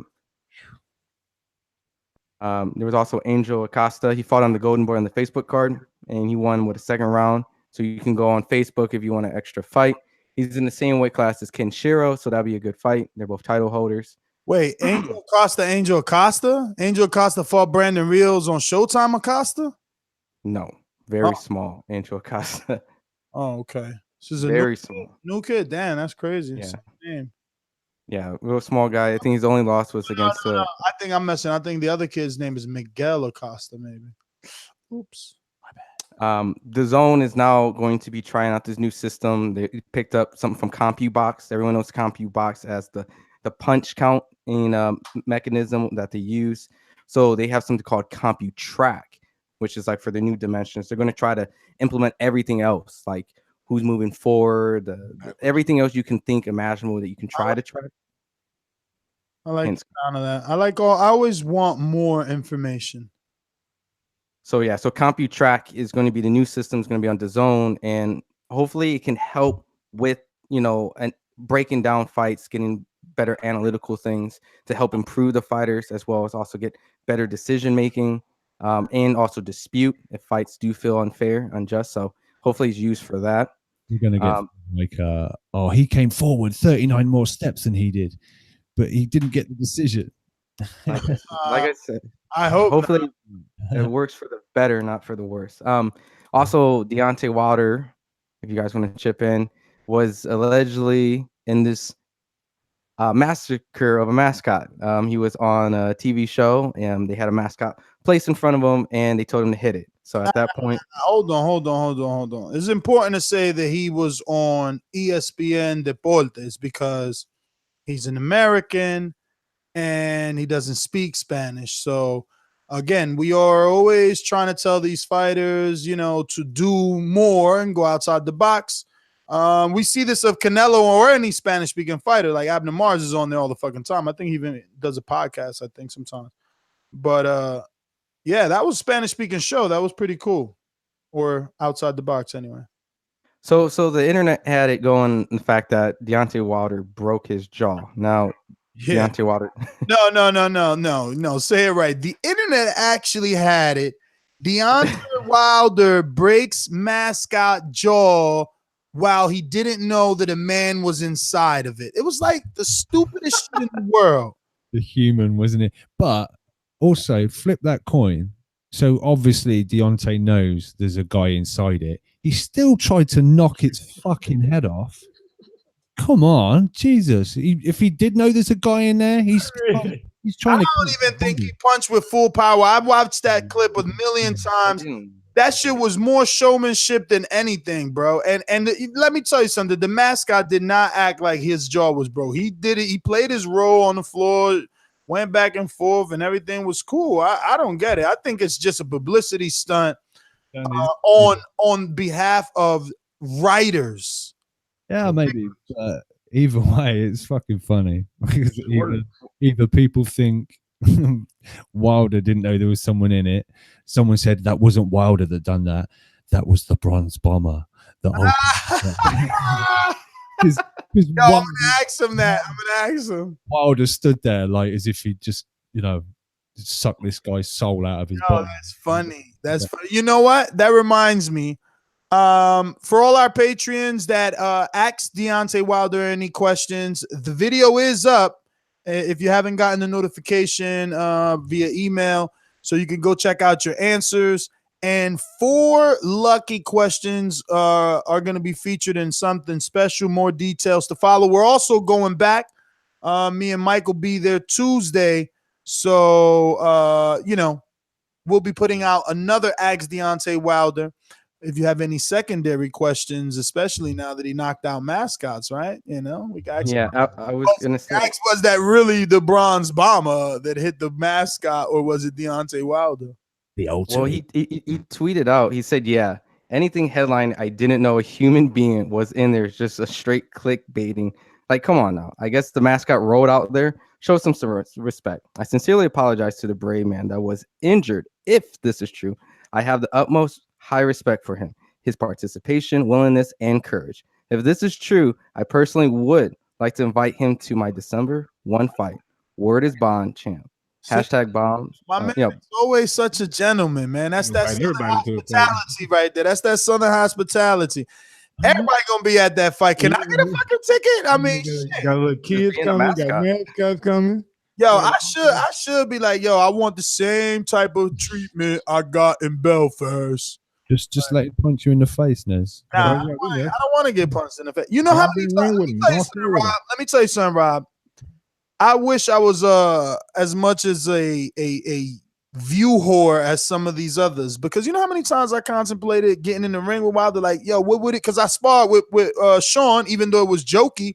I'm like, damn, I should really get in there with the champ, but I've watched them in there. He ain't joking with your ass. Yeah, you don't know how to joke. Yeah, like, exactly. like when I hit Sean Porter, I felt like he got mad, and that's why he hit me to the body that hard. So imagine I get lucky and land a shot on. I don't want to get lucky. I'm good. I'm right there filming hell that shit, nigga. It's going right up to YouTube, nigga. I'm good. Nah, but that's what I'm not a numbers whore. Like I'm not trying to get my face beat up just to do a couple of views. Like I'm good. I'm good. Yeah, you said Bronze it. Bomber knocks out podcast loudmouth.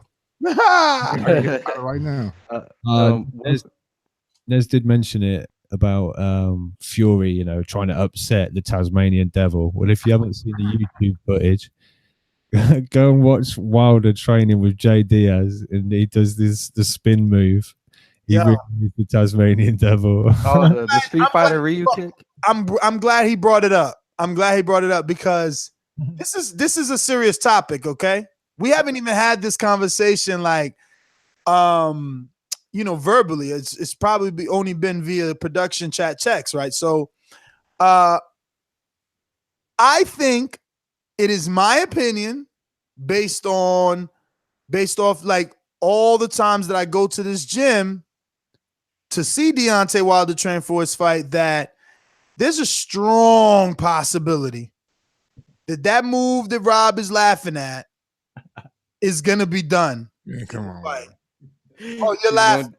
Yo, Street Fighter. Now listen. I haven't asked them, and obviously, I'll let motherfucking Mike ask him.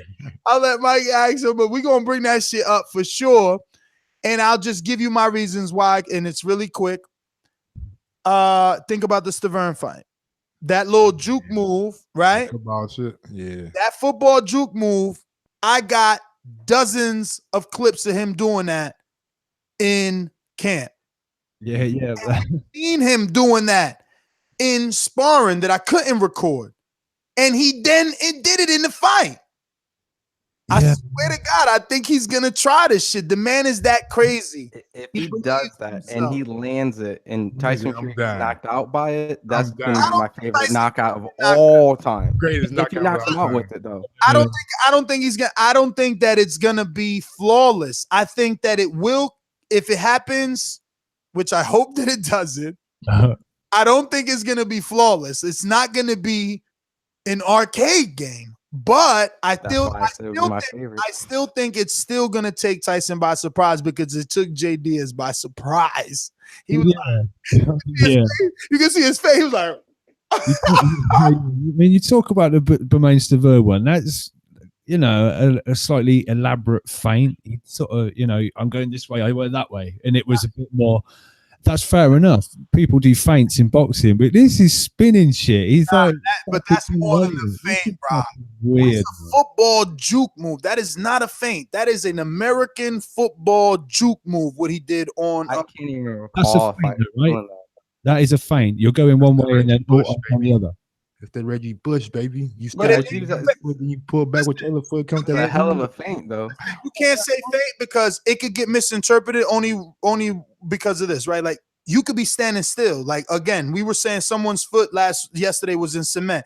So Benavidez, right? He could still feint from that position, but that's not what Wilder did. Wilder ran across the ring. Yeah, I'm just saying. Juke to the left as a football player, then juke to the right and threw a roundhouse right and knocked my man off his feet. Yeah, I just mean that is slightly more like a feint, like what we. It's technically a feint, but if I described it, it was a cross up on NBA jams. He's on fire.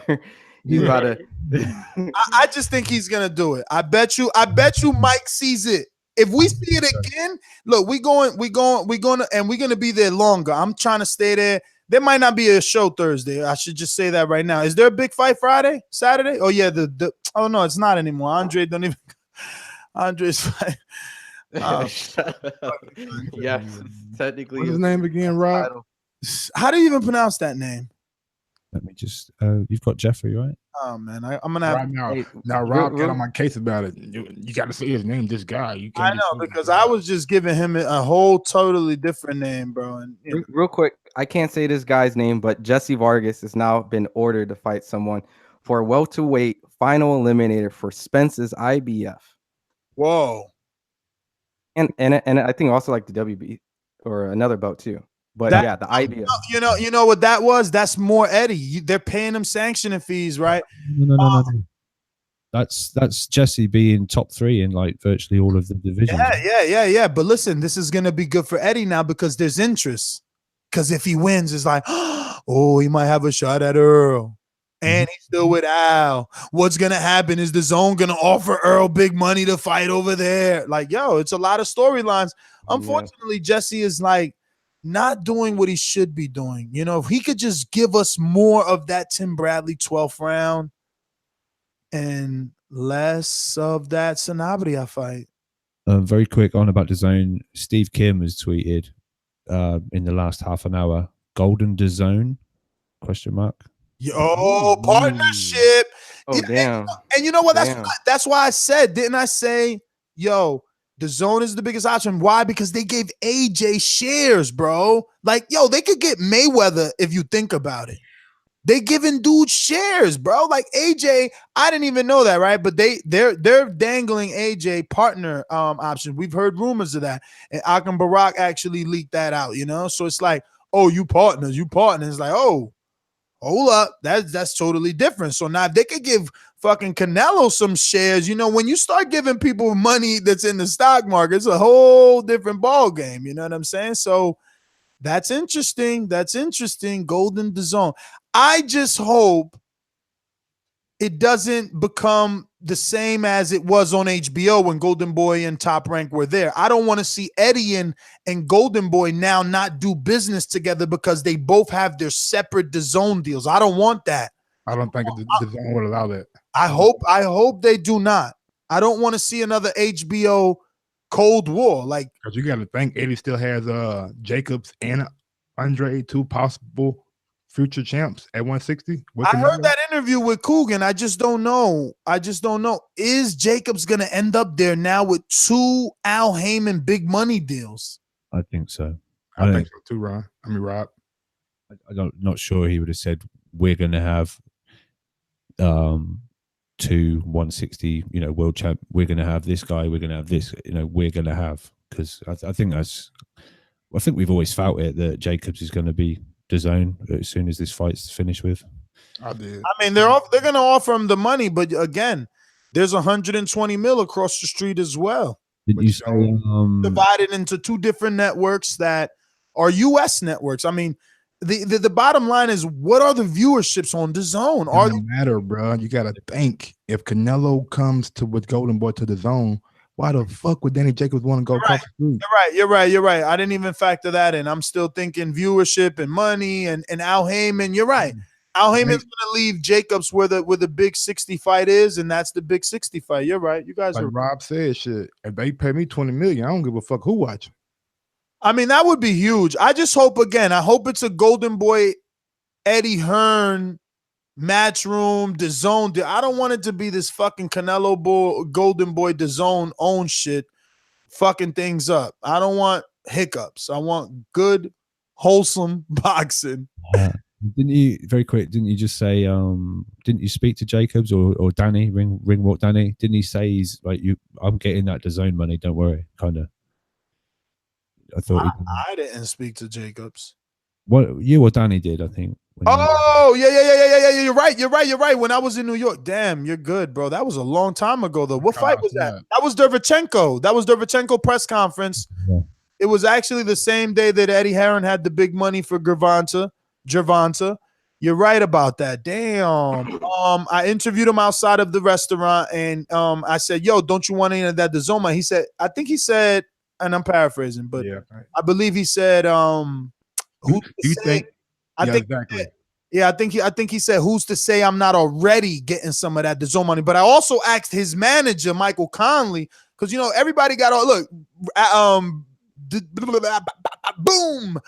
Brown's Bomber got two managers, right? And Shelly and Al. And now look, this guy has been having Keith Conley, excuse me.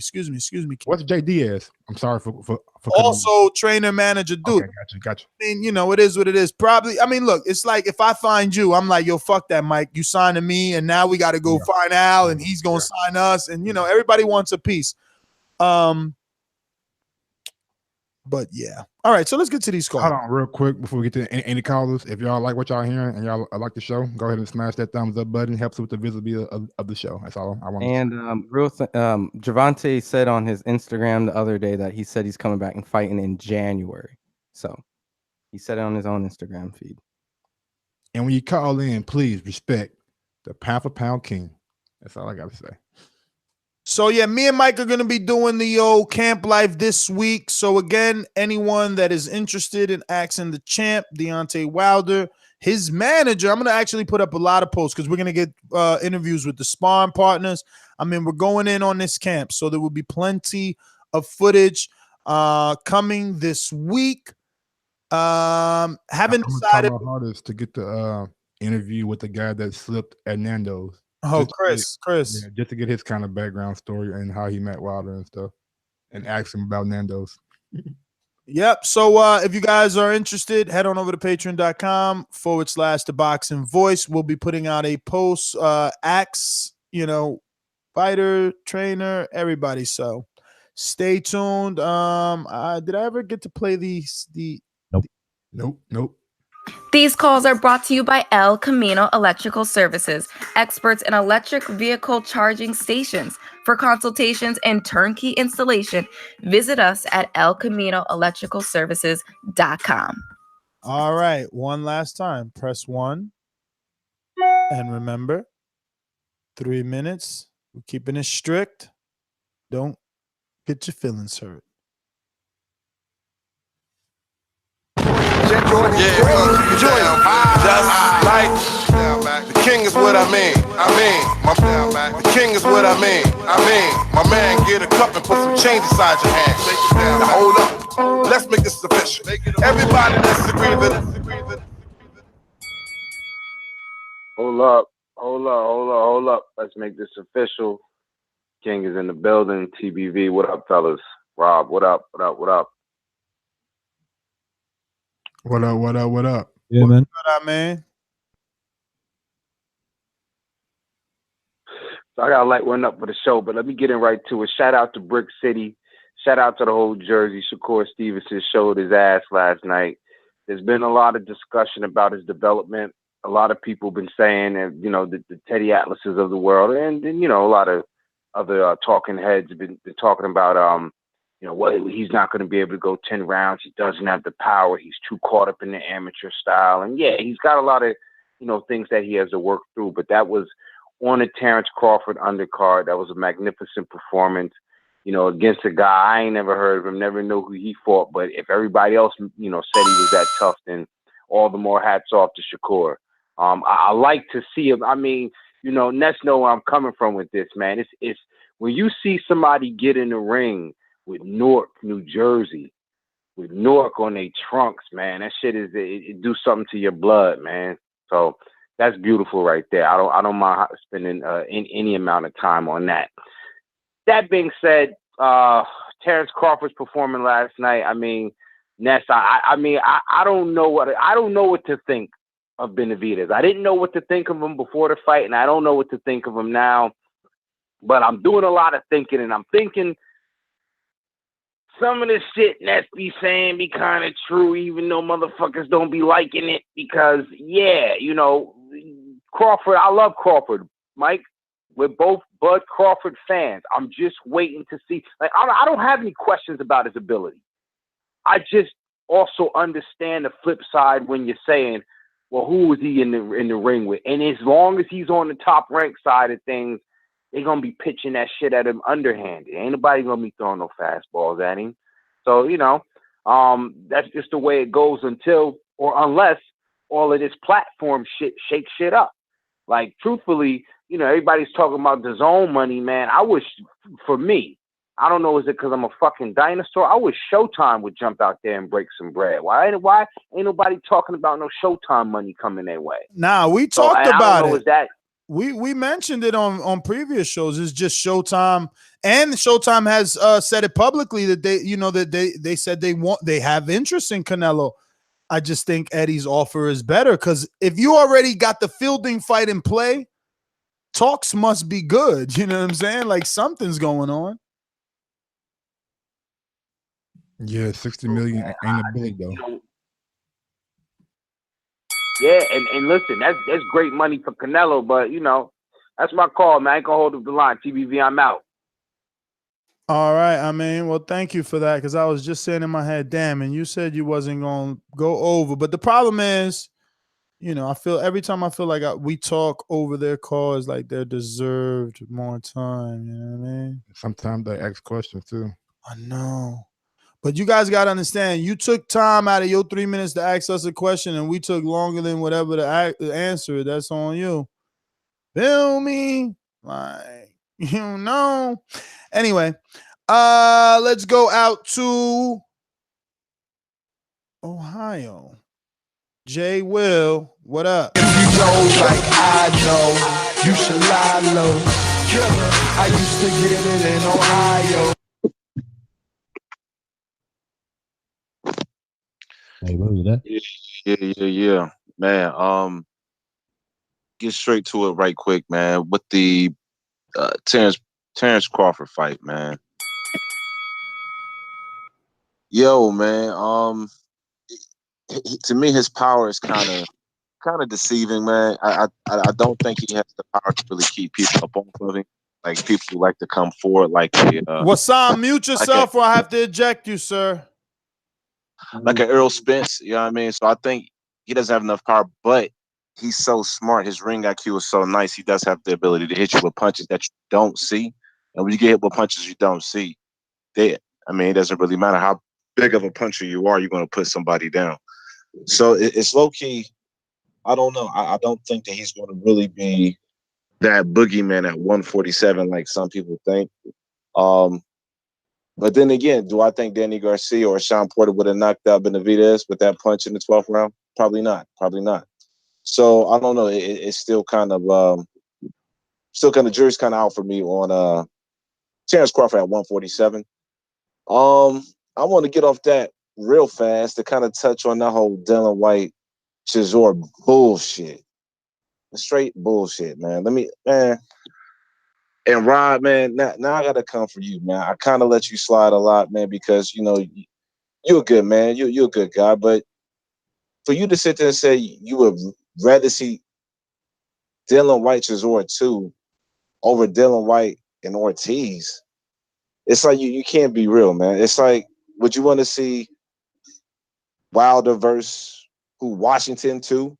I mean, come on, man. We not in here to keep watching unless it was an epic fight or epic battle. we don't need to see no rematches of some old bullshit ass fights, man. There's no excuse for it, man. Very quick. Yeah, fair enough. But my reasoning was because I wanted AJ to fight Ortiz. But out of the two, if I had to pick the opponent out of Chisora or Ortiz, you know, taking AJ out of it, I would rather see Whyte and Ortiz. Of course, we've seen Dillian Whyte Chisora, and yeah, people over here, you know, it was a big fight. It was close. Some people had Chisora, some people had Whyte, and I guess, you know, that's where people who like maybe want to see a rematch. But me personally, I would rather see Ortiz. We've seen it once before. We don't need to see it. I don't need to see it again.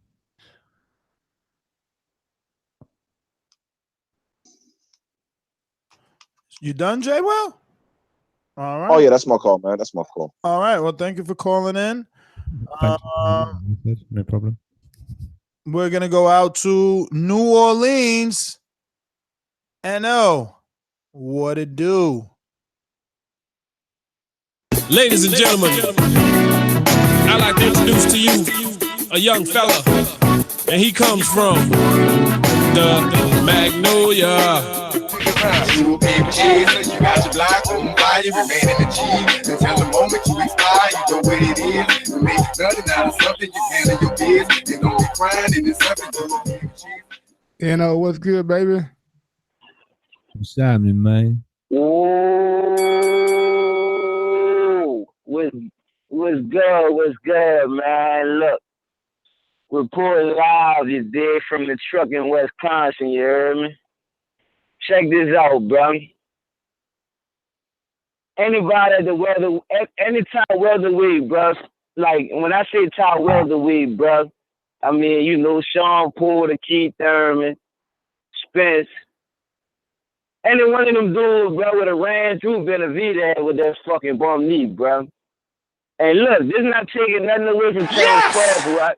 He one of the best in the game. He one of the best in the game, bro. But Benavidez wasn't the guy that just put him like above the rest of the welterweight just yet, bro. It's just strictly all eye test for me. For me, it's just strictly all eye test. I know the man got Floyd Mayweather type capabilities. Now, for stopping like the top guys at 147, I don't know if he got enough power to stop them guys, like the top guys. You know what I'm saying? I got to see him against somebody more sturdy. Like, I wish I could see him against Kell Brooker. You know, one of the sturdiest welterweights that's not a champ or something before he gets that shot at the other guy. And another thing, bro, you know, I drive trucks all day. We already know what's happening with me. And I listen to all the interviews, you know what I'm saying? I done heard on multiple interviews that, bro, they don't want the Spence fight or none of them top guys over there on the other side, but until the end of the next year. Or maybe 2020. It's all shit, but it's all part of the plan. Why What the fuck? What the fuck? Yeah, check me out. Why do you think he didn't call out Spence at the end of that fight, man, at the post-fight interview? Because they already told him, like, leave that alone. We want that at the end of 2019. They got a plan for him. So whoever top rank got over there, bro, they going to throw them cash at him. He going to beat them up. And then, hopefully at the end of the year, we get the fight that we want to get. You know what I'm saying? And that's just how it's going to go down. It's already laid out in front of you, man. Bo Mac and the rest of the team already told you what it was. But like, shout out to Crawford, bro. He got to win. He stopped him. He one of the top cats at welterweight, bro. But you know that's my call, man. That's just how I say it, man. Shout out to my man. I mean, he called good money on that. You hear me? Are y'all finished or y'all done? NO, thank you for calling in. You getting all in Mike feelings, and I love it. Let me go to Troy in Baltimore. Talk to us. Okay. You know, hey, first of all, how's everybody doing? You know that the best way to settle the Crawford Spence situation is just put on a card with Spence versus Porter and Crawford versus Garcia. Once the dust clears, Spence will be left standing, Crawford will be left standing, then they fight each other the next fight. That sounds easy, and that really should be the way things should pan out, but we all know that's not going to happen. But that would be an easy way to get things done with those two. And Nestor. What up, Troy? I'm just curious, man. You know, does Deontay Wilder have his hand up your backside? Because you talk about him like he can do no wrong. Oh, I love his football spin move. Oh, people, you know, Ortiz is great because he's yada. I mean, seriously, bro, you got to go back and play this show back to yourself. And you sound like a lovesick woman, man. To be very honest with you, I mean, it's ridiculous. I mean, I hear you, but all I know is my guy not ducking nobody. Hey, Ness. Yeah. Nestor. Yeah. You know what, man? You know what, man? You know, maybe I need to come to the gym, man, and we do some therapy or something, man. Because, you know, hey.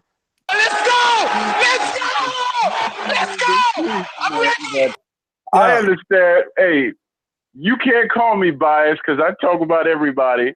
I tell the truth, man. I tell the truth about everybody, right? White and Ortiz are going to fight. Hearn's job is to provoke and to sell things. That's what he does. It doesn't matter what the hell he says. At the end of the day, Troy, I think I could call you biased. Yes, you can. Yes, you can. That's cool. But my point is this: White is. Last I read, White sent out an email to the man and said, "Look, stop all the talking. Send me a contract. I'll sign it. Boom, the fight will be on." I haven't heard back from it. I haven't heard a thing after that. So, honest with you, it's a two-way street, brother. It goes. What? I blacked out. I blacked out. What you said? Because last I remember, it's a two-way street. No. You're saying lies, though. You're saying lies. You're saying lies, though. Because no, I'm not. I'm not. Right. I'll wait for your call to easily be done, researched. It's very easily researched, and I have no reason to lie. All right. Well, you're making up stories then, because everyone knows that Luis Ortiz called out Dillian Whyte. And Dillian Whyte countered, telling him to fight on the December 22nd fight. Then Lewis accepted, and Eddie offered him 3 fights, not named that December 22nd fight, not even named Dillian Whyte. So we don't. Are you off your tits? Have you been smoking something? I don't know what you're talking about, but don't worry. I'll personally conduct the interview with Eddie and say my man Troy, who listens to my show, loves you so much, believes you do no wrong, doesn't believe you lie. Look, Eddie Hearn can say all what he likes. Who gives a shit what Eddie Hearn says? It's garbage. I mean, I try to say it all the time, Frank. They don't want to listen to me. But let me go out to Wassam. Talk to me. And he just hung up. All right. Makes it avid boxing fan. Talk to me in Texas. What's up, y'all? I was just curious to see, how do y'all think that Jose Benavidez would have done against anybody but Bud and Errol Spence Jr.? I think Keith handles him easy. Really? If he doesn't stop him, I think Keith handles him 12-0. Like, Jose Benavidez isn't as accomplished, let alone skilled, as Robert Guerrero, who I know people are going to shoot me down for because they're thinking of Robert now. Wait a minute, Papa. Don't think of Robert now. Think of Robert starting his career at like 26. Robert fought like fucking Marquez and everybody, bro. He moved up to welterweight. The same guy people give Victor Postal credit for, Selchuk Aiden, Robert did that too. Like, I mean, I know he doesn't have like this big win, but he's got more fucking wins than Jose Benavidez. He beat the brakes. No one till this day has beat Andre Berto as bad as Robert Guerrero did. Let me ask you. I just want to say, because I don't know, man. Jose Benavidez, that's a big dude, man. That was an amazing jab I seen, and he definitely has a mean body shot. And we know Keith Thurman don't like body shots. Amazing jab? Man, you tripping. I didn't say it was the best jab. No, you said amazing jab. You used the word amazing, not me. He did have a longer reach too. Bro, he barely used his fucking jab. This dude had his hands down, kept pulling up his pants. He thought he was in a fucking street fight. He thought he was gonna win this fight with machismo. Nah. I've been watching that fight. I watched like 3 times by now. So I definitely seen that jab popping. I definitely seen that jab popping. And I seen some straight right hands. Oh, so wait, so he was popping the jab, but it just wasn't landing on Crawford, huh? No, I've seen him hit Crawford a few times, and I'm a Crawford fan, man. I've seen him tagging Crawford a few times. Here go Mike. Hey, let him know, bro. I don't know, bro. I don't know. You ride with that now. But there you go. You need to be more clear because you mumbling over there. Sound Here we go, man. This shit, man. Come on, call and get his call. Sounds like one of those southern rappers. Because, like I said, I seen him get hurt to the body by pretty questionable body shots. So I'm just questioning why you think a guy that's 6 foot coming in about 170 pounds would just be easily beaten. I'm gonna tell you why. I'm gonna tell you why. Because first of all, he ain't started his career at 47, so he's not a nat 140. And guess what? Guess who whooped his ass and he got a gimme. And you could go watch the tape. That's right. And Thurman is a natural 147 pounder who was fighting Demetrius. No. Let me finish. Because Thurman was fighting Demetrius Andre in the fucking amateurs and lost. It don't matter, but he was fighting bigger dudes. Bigger dudes. Hold on, bro. Hold on. They bigger now. But they probably was the same size when they was kids. Come on, bro. Dude, Porter fought Usyk. That may be true. He was That may be 52. true, but we don't know. He was 52, and Demetrius Andre is way more skilled, man. Y'all bugging. Remember when Dillian Whyte beat Anthony Joshua in the amateurs? I'm saying age. Avid boxing fan, your time is up. No disrespect. You know, real quickness with the whole Porter and Spence and Thurman would beat Benavidez faster. Nigga, Joshua beat Molina faster. Do you think Wilder gonna lose to Joshua? What? Well, that's subjective. You got to find objective. That's what I'm saying though. Y'all using Ness is trying to use like these guys would have beat Benavidez faster. So callers are calling in saying that. Bro, you said it too. And no said that. You said it too, though, bro. I'm talking to you. I'm echoing the internet. Okay. I got my ear to the street. The thing is, you got your blinders on. You got your blinders on.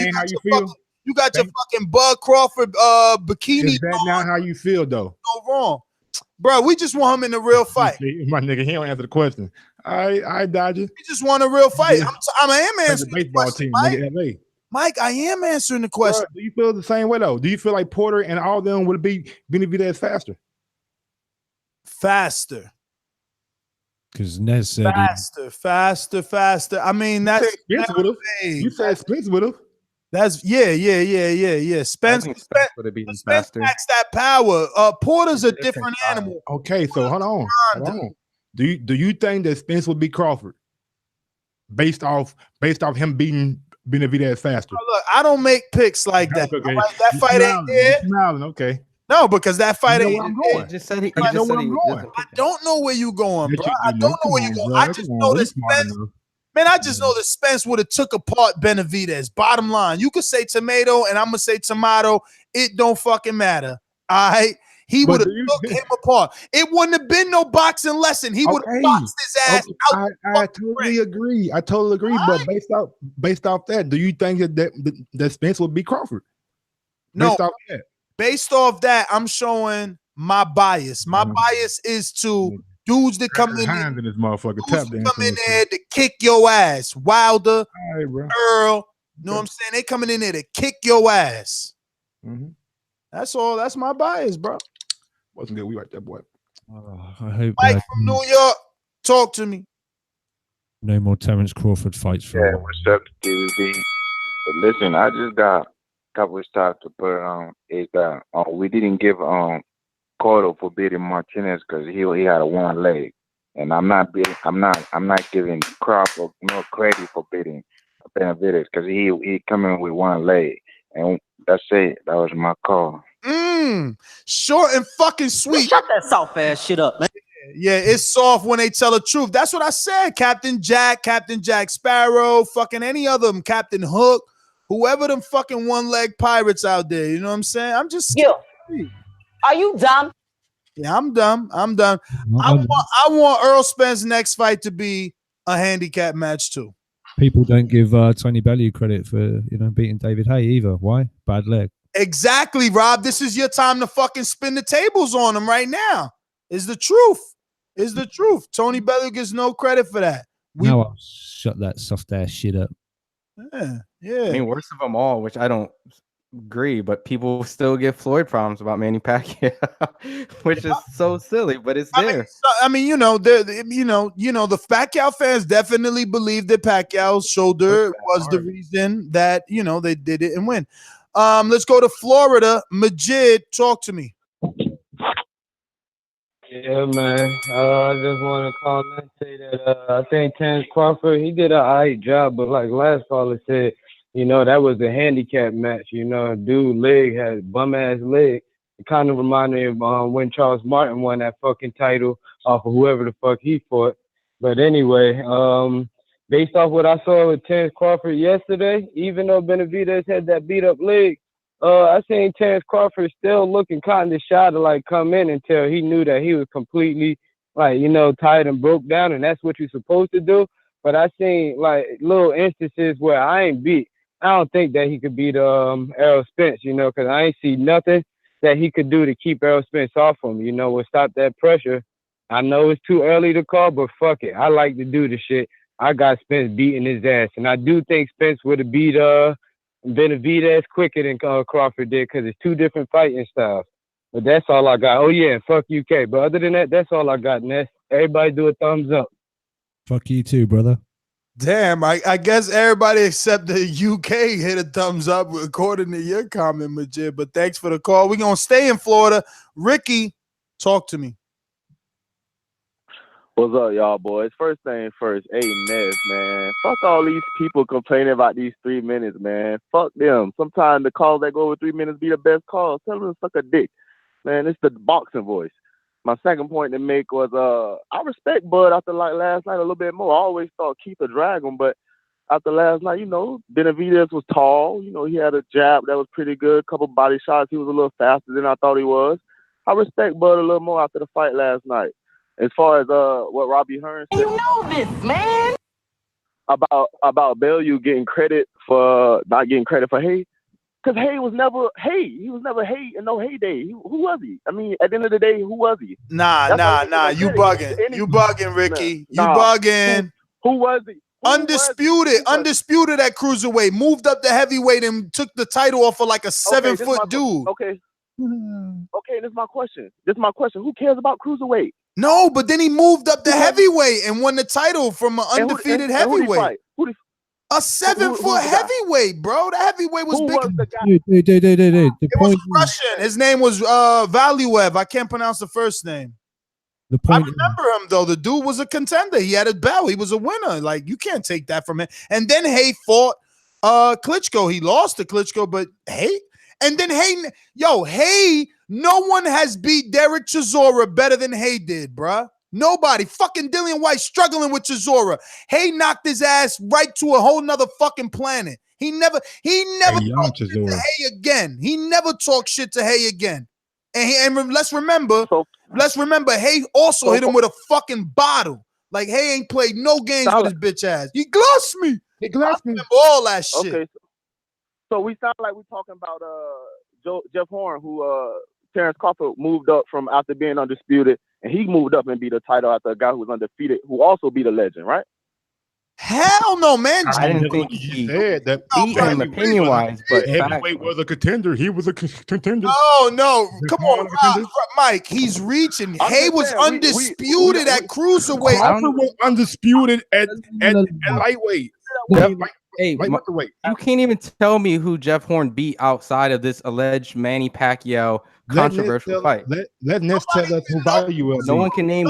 You know who's on his resume? Name two people, because I know everyone's gonna say. Go ahead. Value beat. You know who's on his resume? Frank No, not Frank, but Bailey, whatever the fucking Randall Bailey. That's his Randall other Bailey. name on his fucking resume. Man, get out of here. You guys are Jeff Horn shit. Listen, Jeff Horn is in the same box Jose Benavidez in. They both better get on good cards versus good opponents so that Crawford's resume can look better. Because last I checked, Felix Diaz is retired. Who retired him? Hey, last thing I'm gonna say. Somebody in the fucking World Boxing Super Series retired him. That's No, who. it was the Holyfield tournament. Well, he was in another fight, not named Crawford. The nigga lost in a Holyfield tournament after he fought Crawford. Well, come on, bro. Come on, man. Anyway, the point is, we're not giving credit to fighters fighting someone with an injury. I don't know why it's got to be, oh, they're not world class. He's not this. Who the fuck is that guy? Who was the guy? It don't matter to me. Was it Highland or something that Charlo fought? And the guy walked. Patrick Highland or Charlo. He couldn't His even leg was ring. fucked up. Well, no one gives him credit, but who the fuck was he? But it doesn't matter. It's just the point was we're not giving out credit for beating someone who can limp around the ring. Yep. Listen, bro. About 2.5 million watch. Bro, Charlo's a whole nother story, bro. Like, he going down that Triple G route right now. The rumor fight he about to get is just like, yo, you know what I'm saying? Daniel Jacob leftovers. Then I'm a hater and shit. Let's go out to our boomeranger. I mean,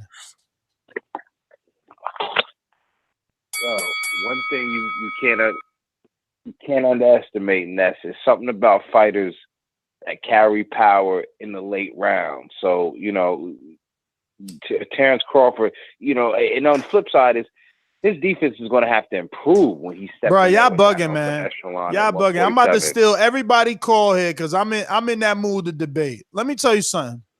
Don't hate, bro. When you gassed out, your technique diminishes. Okay, my man been show signs since like the 6th round that he was not in shape. We did a live fight chat. I said, yo, by the 6, 7, 8, 9 round, this man's gonna have the European guard on the ropes getting blasted, and that's exactly what happened, bro. He didn't never come in shape. The only thing was in shape was his fucking mouth. He never was in shape to fight Crawford. Never. So he got knocked out because towards the end of the fucking fight, he ain't got the fucking defense no more. He's gassed out, laying on the ropes. He's so gassed out, he's telling Crawford, come on, bro. Come on. I'm gonna lay on the ropes. Come on, bring the fight to me because I can't do nothing. Somebody got to gas you out, though. Somebody got to gas you out, though. Ness, hit a flip side, though. Hit a flip side, too, though.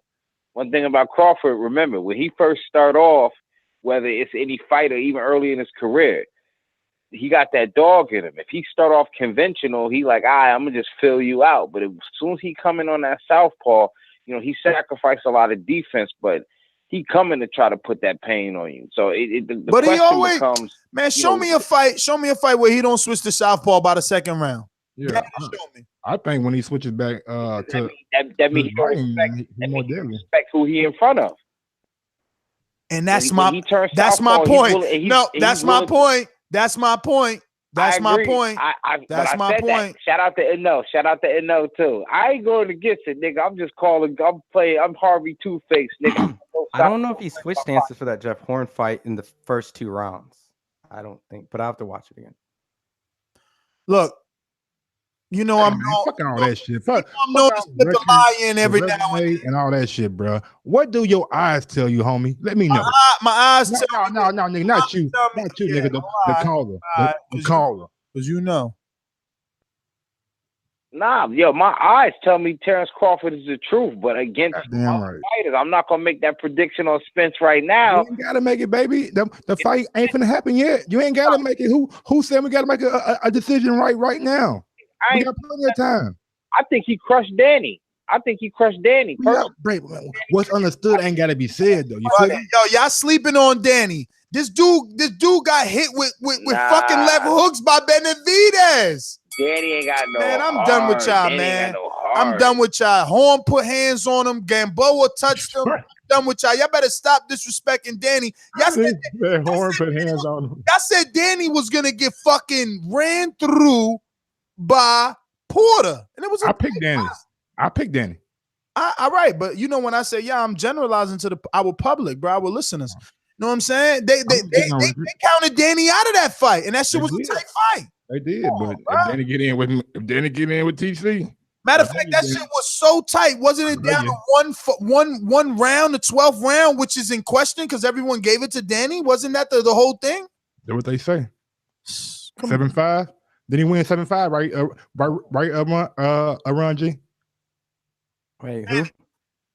Sean Porter beat Danny 7-5. Because it wasn't like getting closer to like a 6-6. I had it more than that, but Easiest fight. If Bob Arum wants to show Mike that he's a good guy, that's the easiest fight to make is Danny Garcia. Danny's coming off a loss. Okay. Danny doesn't have a belt, and it's difficult to get a title opportunity, right? The only title opportunity he can get is a rematch at Sean Porter. Or rematch at Keith.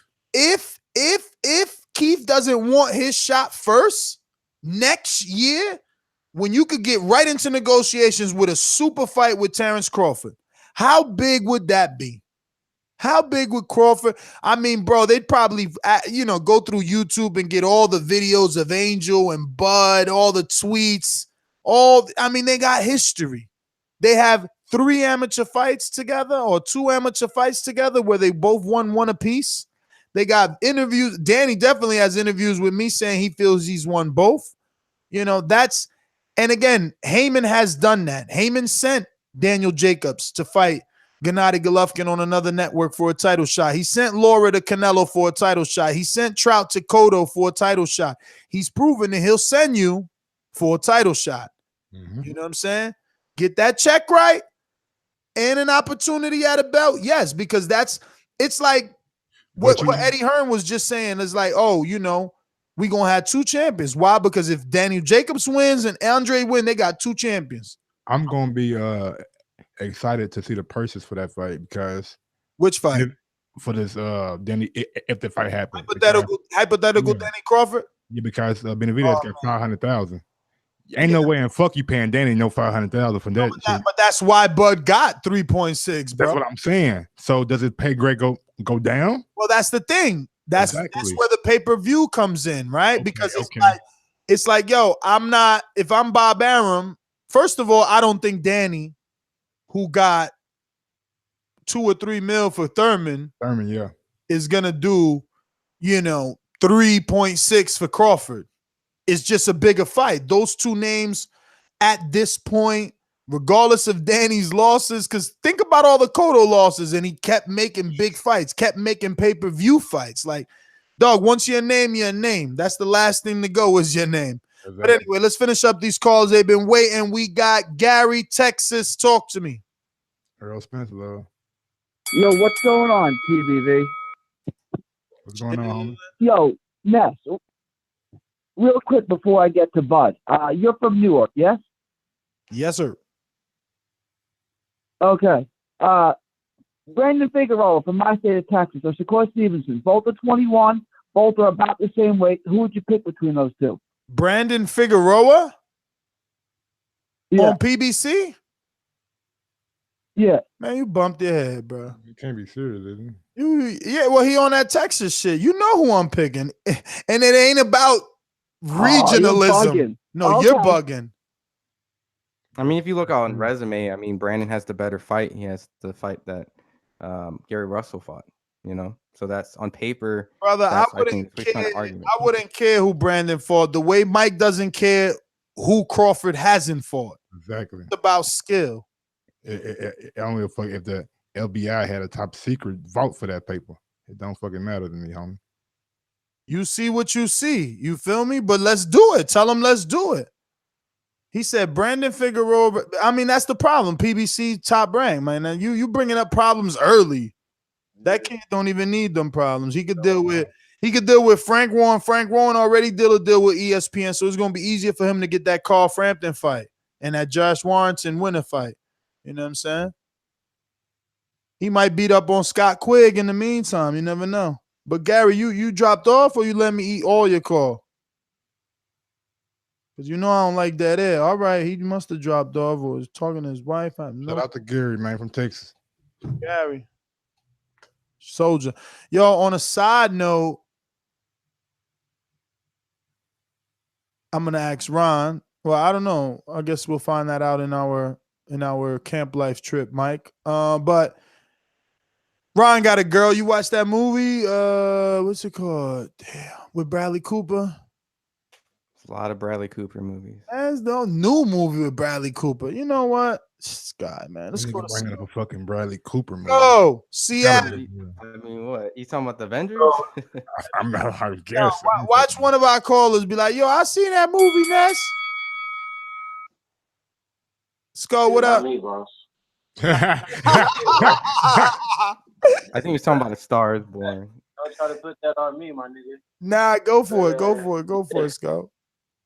Yeah, nah. I watched that Terrance Crawford fight, man. I was impressed with the finish and everything else. What kind of had me a bit, I don't know about worried is the right word, but I noticed that Terrance Crawford really didn't decide to use an inside game at all that fight, and it was pretty apparent that he needed to fight inside with that kid because Buddy was beating him over his jab for the first couple of rounds. Buddy was countering over the top of his jab, and Buddy really didn't like it on the inside.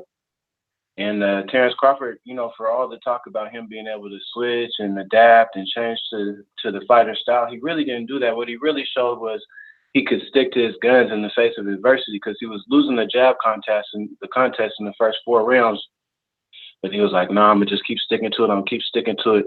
Kids going to get tired. Kids, and eventually the kid did fade. But Terrance Crawford really showed in this fight, I felt like he might have showed an inability to adjust and an inability to fight on the inside, which I thought was kind of interesting. And I don't know how that's going to play out with some of these 47-pounders. But also, shit, I mean, Danny Garcia is a good fight for Terrance Crawford. Period. They're both kind of like to move. They both like to counter shot. I think Sean Porter is a really tough fight for Terrance Crawford. Errol Spence is going to be a good fight for Terrance Crawford. But I feel like he showed a little bit that he needed to work. He needs to work on his game a little bit more. It's a little too early to crown him king of 147 just yet. Who said anything about crowning him? Crowning pound for pound king. You said what? He the pound for pound king. Yeah, he showed me he wasn't a pound for pound king with this fight, man. He showed me he wasn't a pound for pound king. You can't be the pound for pound king and you don't know how to fight on the inside, or you refuse to fight on the inside. You got to fight on the inside when you can outbox somebody from the outside. Did you not see the movement? And he wasn't outboxing him from the outside, man. He kind of was not. He just kind of won 10 rounds, bro. Did you? The judges, I said the judges had it pretty wide, man. What do you mean? I had it pretty wide too. If you're talking about the fight itself, the first 4 rounds, he lost to it. What's one thing that's always constant with Terrance Crawford though, homie? It take him 3 or 4 rounds to break you down, right or wrong. Yeah, that's what I said at first too. But really, what he really showed me was that he didn't have an inside game. It really wasn't no, I'm gonna figure you out, not figure it out. He just didn't have an inside game. When he found his range, did he not start grooving and moving? Never mind. Hey, real quick, we got a super chat from Ohio Run Boxing. Ness, stop it. Peterson and Herrera outbox Danny. So stop picking and choosing what fight you want to make. It looked like Danny and Crawford would be a close fight. Easy win for Crawford. Too many tools. Whatever. You crazy. That's a weak ass comeback, homie. I'm just saying. Whatever, man. Yo, this is the thing, bro. He was of that fraction that believes Peterson won. Are you telling me everyone thought Peterson won? All right. No, not everybody. Exactly. Just like not everyone thought that, Herrera won. I mean, it is what it is. But I don't know anybody that watched that Herrera Benavidez fight and said Benavidez won. I don't know that. I don't know them. But anyway, Gary in Dallas is back. You get less time because you was there, then you was not there. You know what I'm saying? It's like, yo, your time's ticking. Oh, but I did not mute you. I did not. No, I didn't. Hey, we kept saying it like, yo, Gary. Bygone to bygone. All right, it's cool. Let me get the butt. if you don't like watching Bud, if you don't like Bud, you don't like boxing. He's the perfect fighter, right?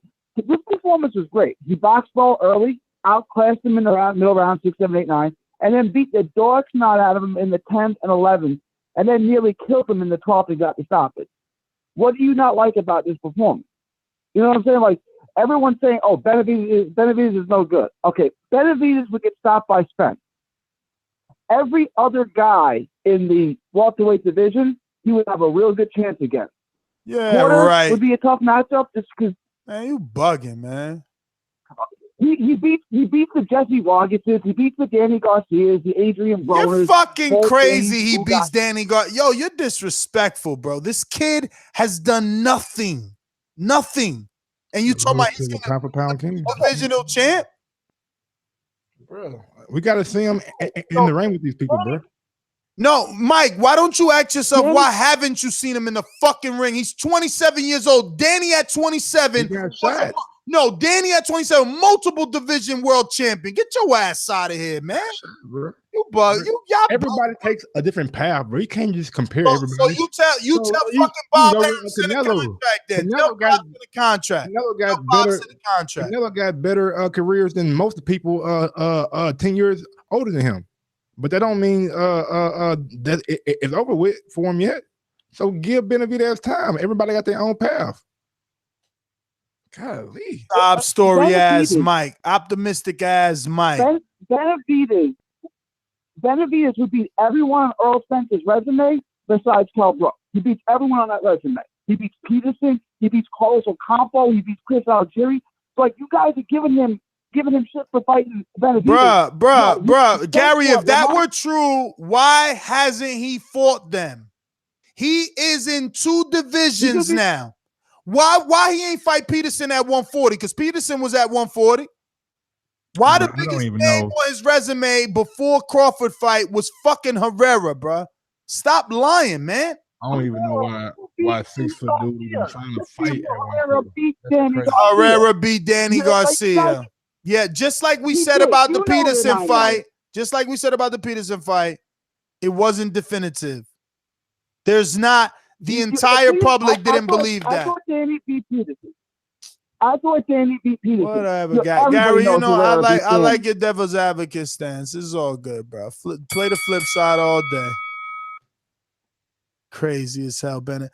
This is the thing. We need to see these guys. That's what I'm saying. In the ring. There's far too much availability for boxing now for Benavidez to be out longer than the 90-day suspension for being knocked out, so that we could see and gauge. What you gonna do is Hearn is out there fighting fucking Anthony Mundine is what I seen. I hope that's not true. If you buy, man, you just watched Thomas Delame give Jessie Vargas a good fight. Put him in there with Benavidez and see what happens.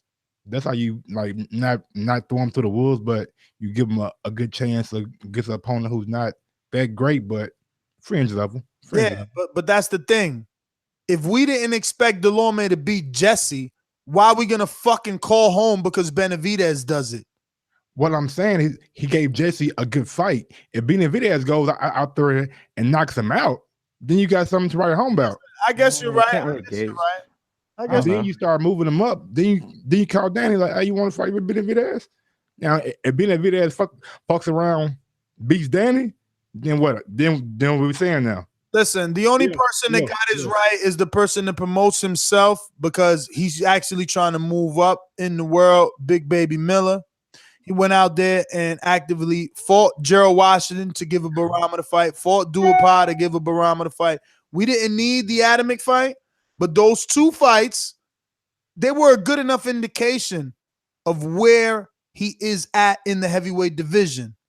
Benavidez doesn't have that. And really, Crawford doesn't have that. We need common opponents.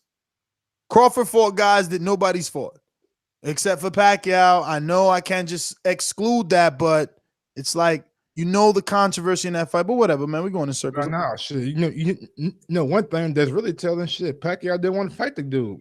He was trying to get the Pacquiao fight. I mean, look, you could read it that way off, first sight, but like, yo, if you're Pacquiao, you're tired of this shit.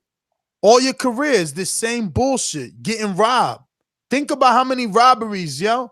Poor Pacquiao was probably a victim of politics to get more fights because the rematch is always bigger. Who the fuck knows? But he probably was just fed up. Like, you know what? I can't emotionally keep doing this shit. I'm going to just go a different way. And, look how he had to fight you're right. I'm not overseas. excluding what you're saying. Maybe you're right. Hearn was a tough fight, but he also fought him in Australia, bro. Yeah, I know. Yeah. Saying That's the main reason. Lives in the Philippines and all that shit, but yo, he fought him in Australia. He's been used to fighting over here for quite some time, but it is what it is. The main reason why that You fight gotta was remember stopped in the 11th round because he was fighting in Australia. Anywhere else, that fight would have been stopped. Well, here's the thing. Also, remember Pacquiao didn't want to fight in the U.S. in the last fight. There's a reason why he also fought over in the Asian country. So to prove that point. All right. Did we say Jermaine in New Jersey yet? I don't think so, right? No, Did we? Jermaine in New Jersey.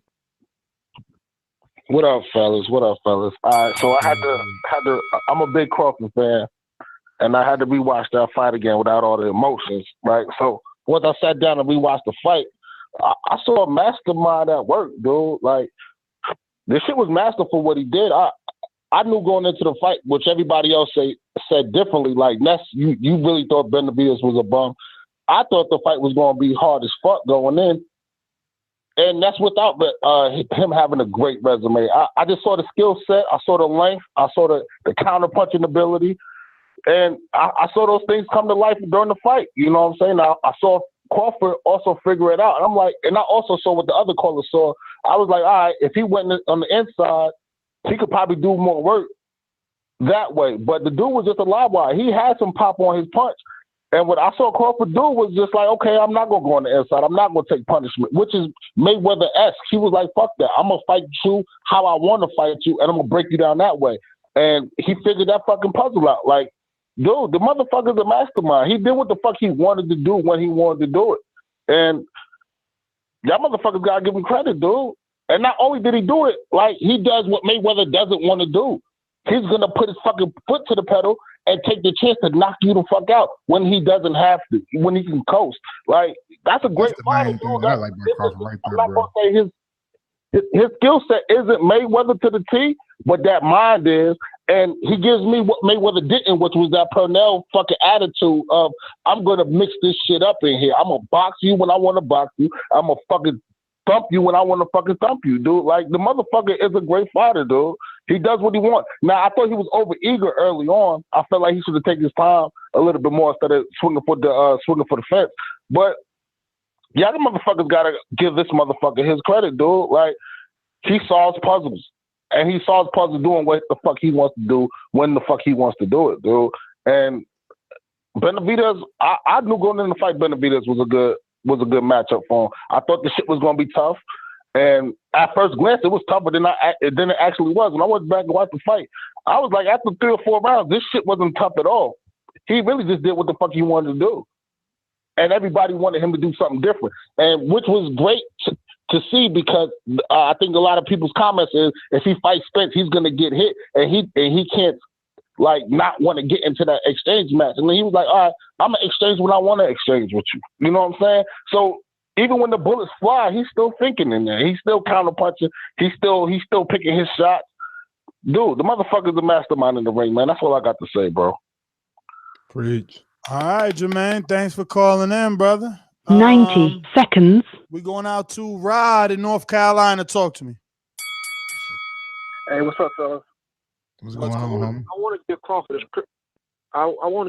his credit. You know, he did what he had to do. But I want to see him fight somebody who can cut the ring off.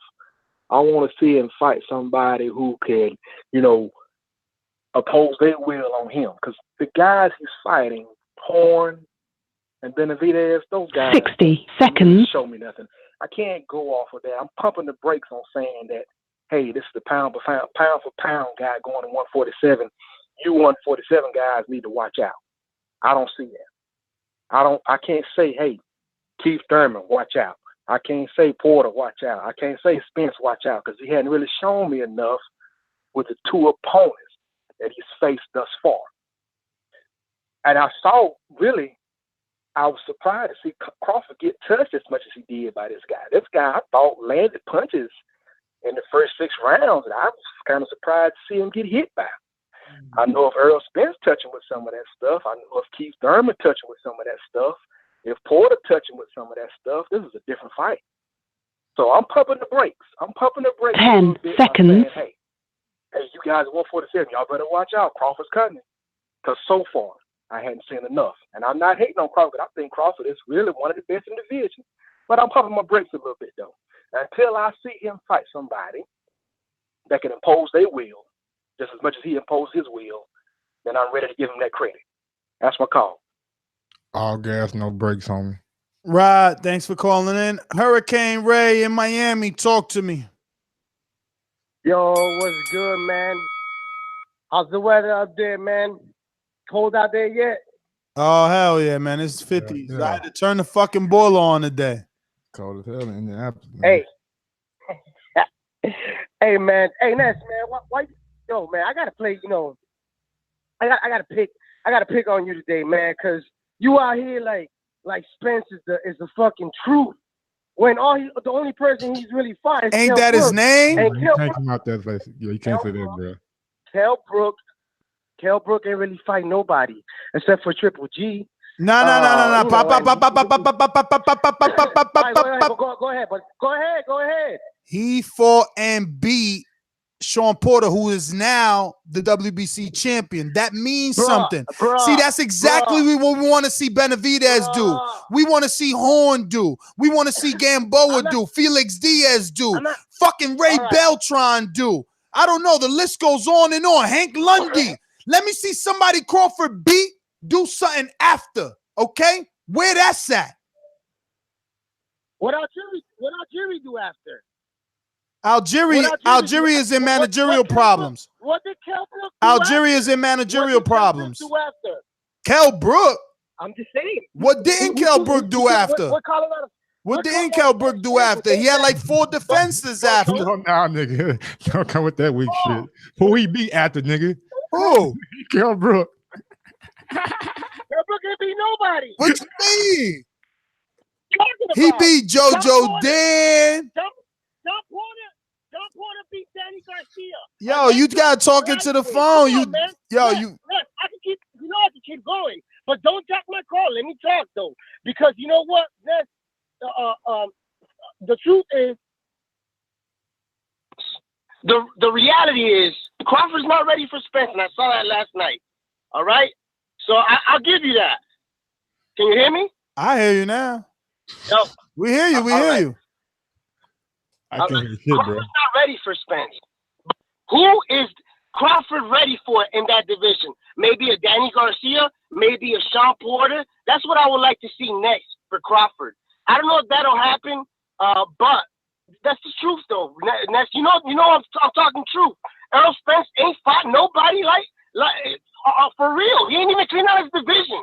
And you want to sit here and talk shit about Crawford, so man? Crawford cleaned out his division? Cleared out the division. Now he's moving up. He working. He's working.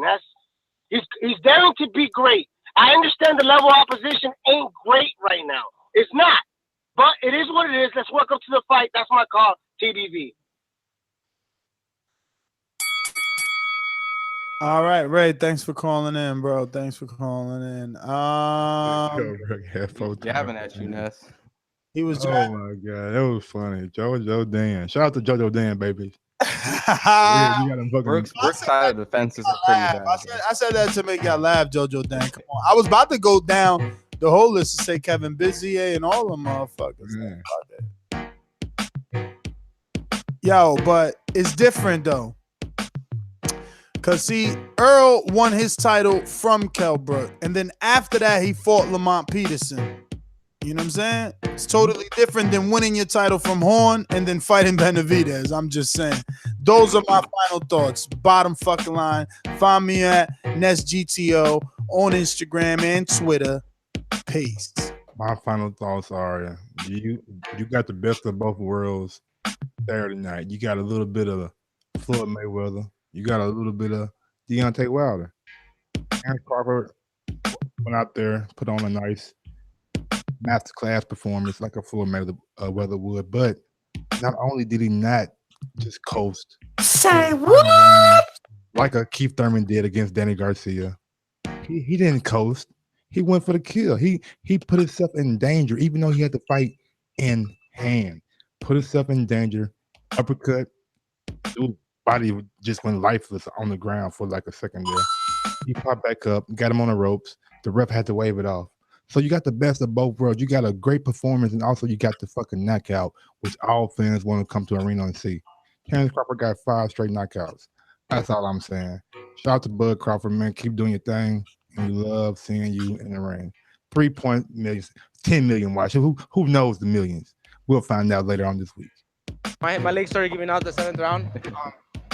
Shit, I don't want to put excuses here. It's my leg, but shit, it started giving out. I mean, I felt it, but I mean, I got caught. I can't say nothing more. I got caught. You know, it is what it is. I have to go back home and train harder now. Man, shut that soft ass shit up, man. All right. My final thoughts. I'll do a little history with it though. But shout out to Tete with his win.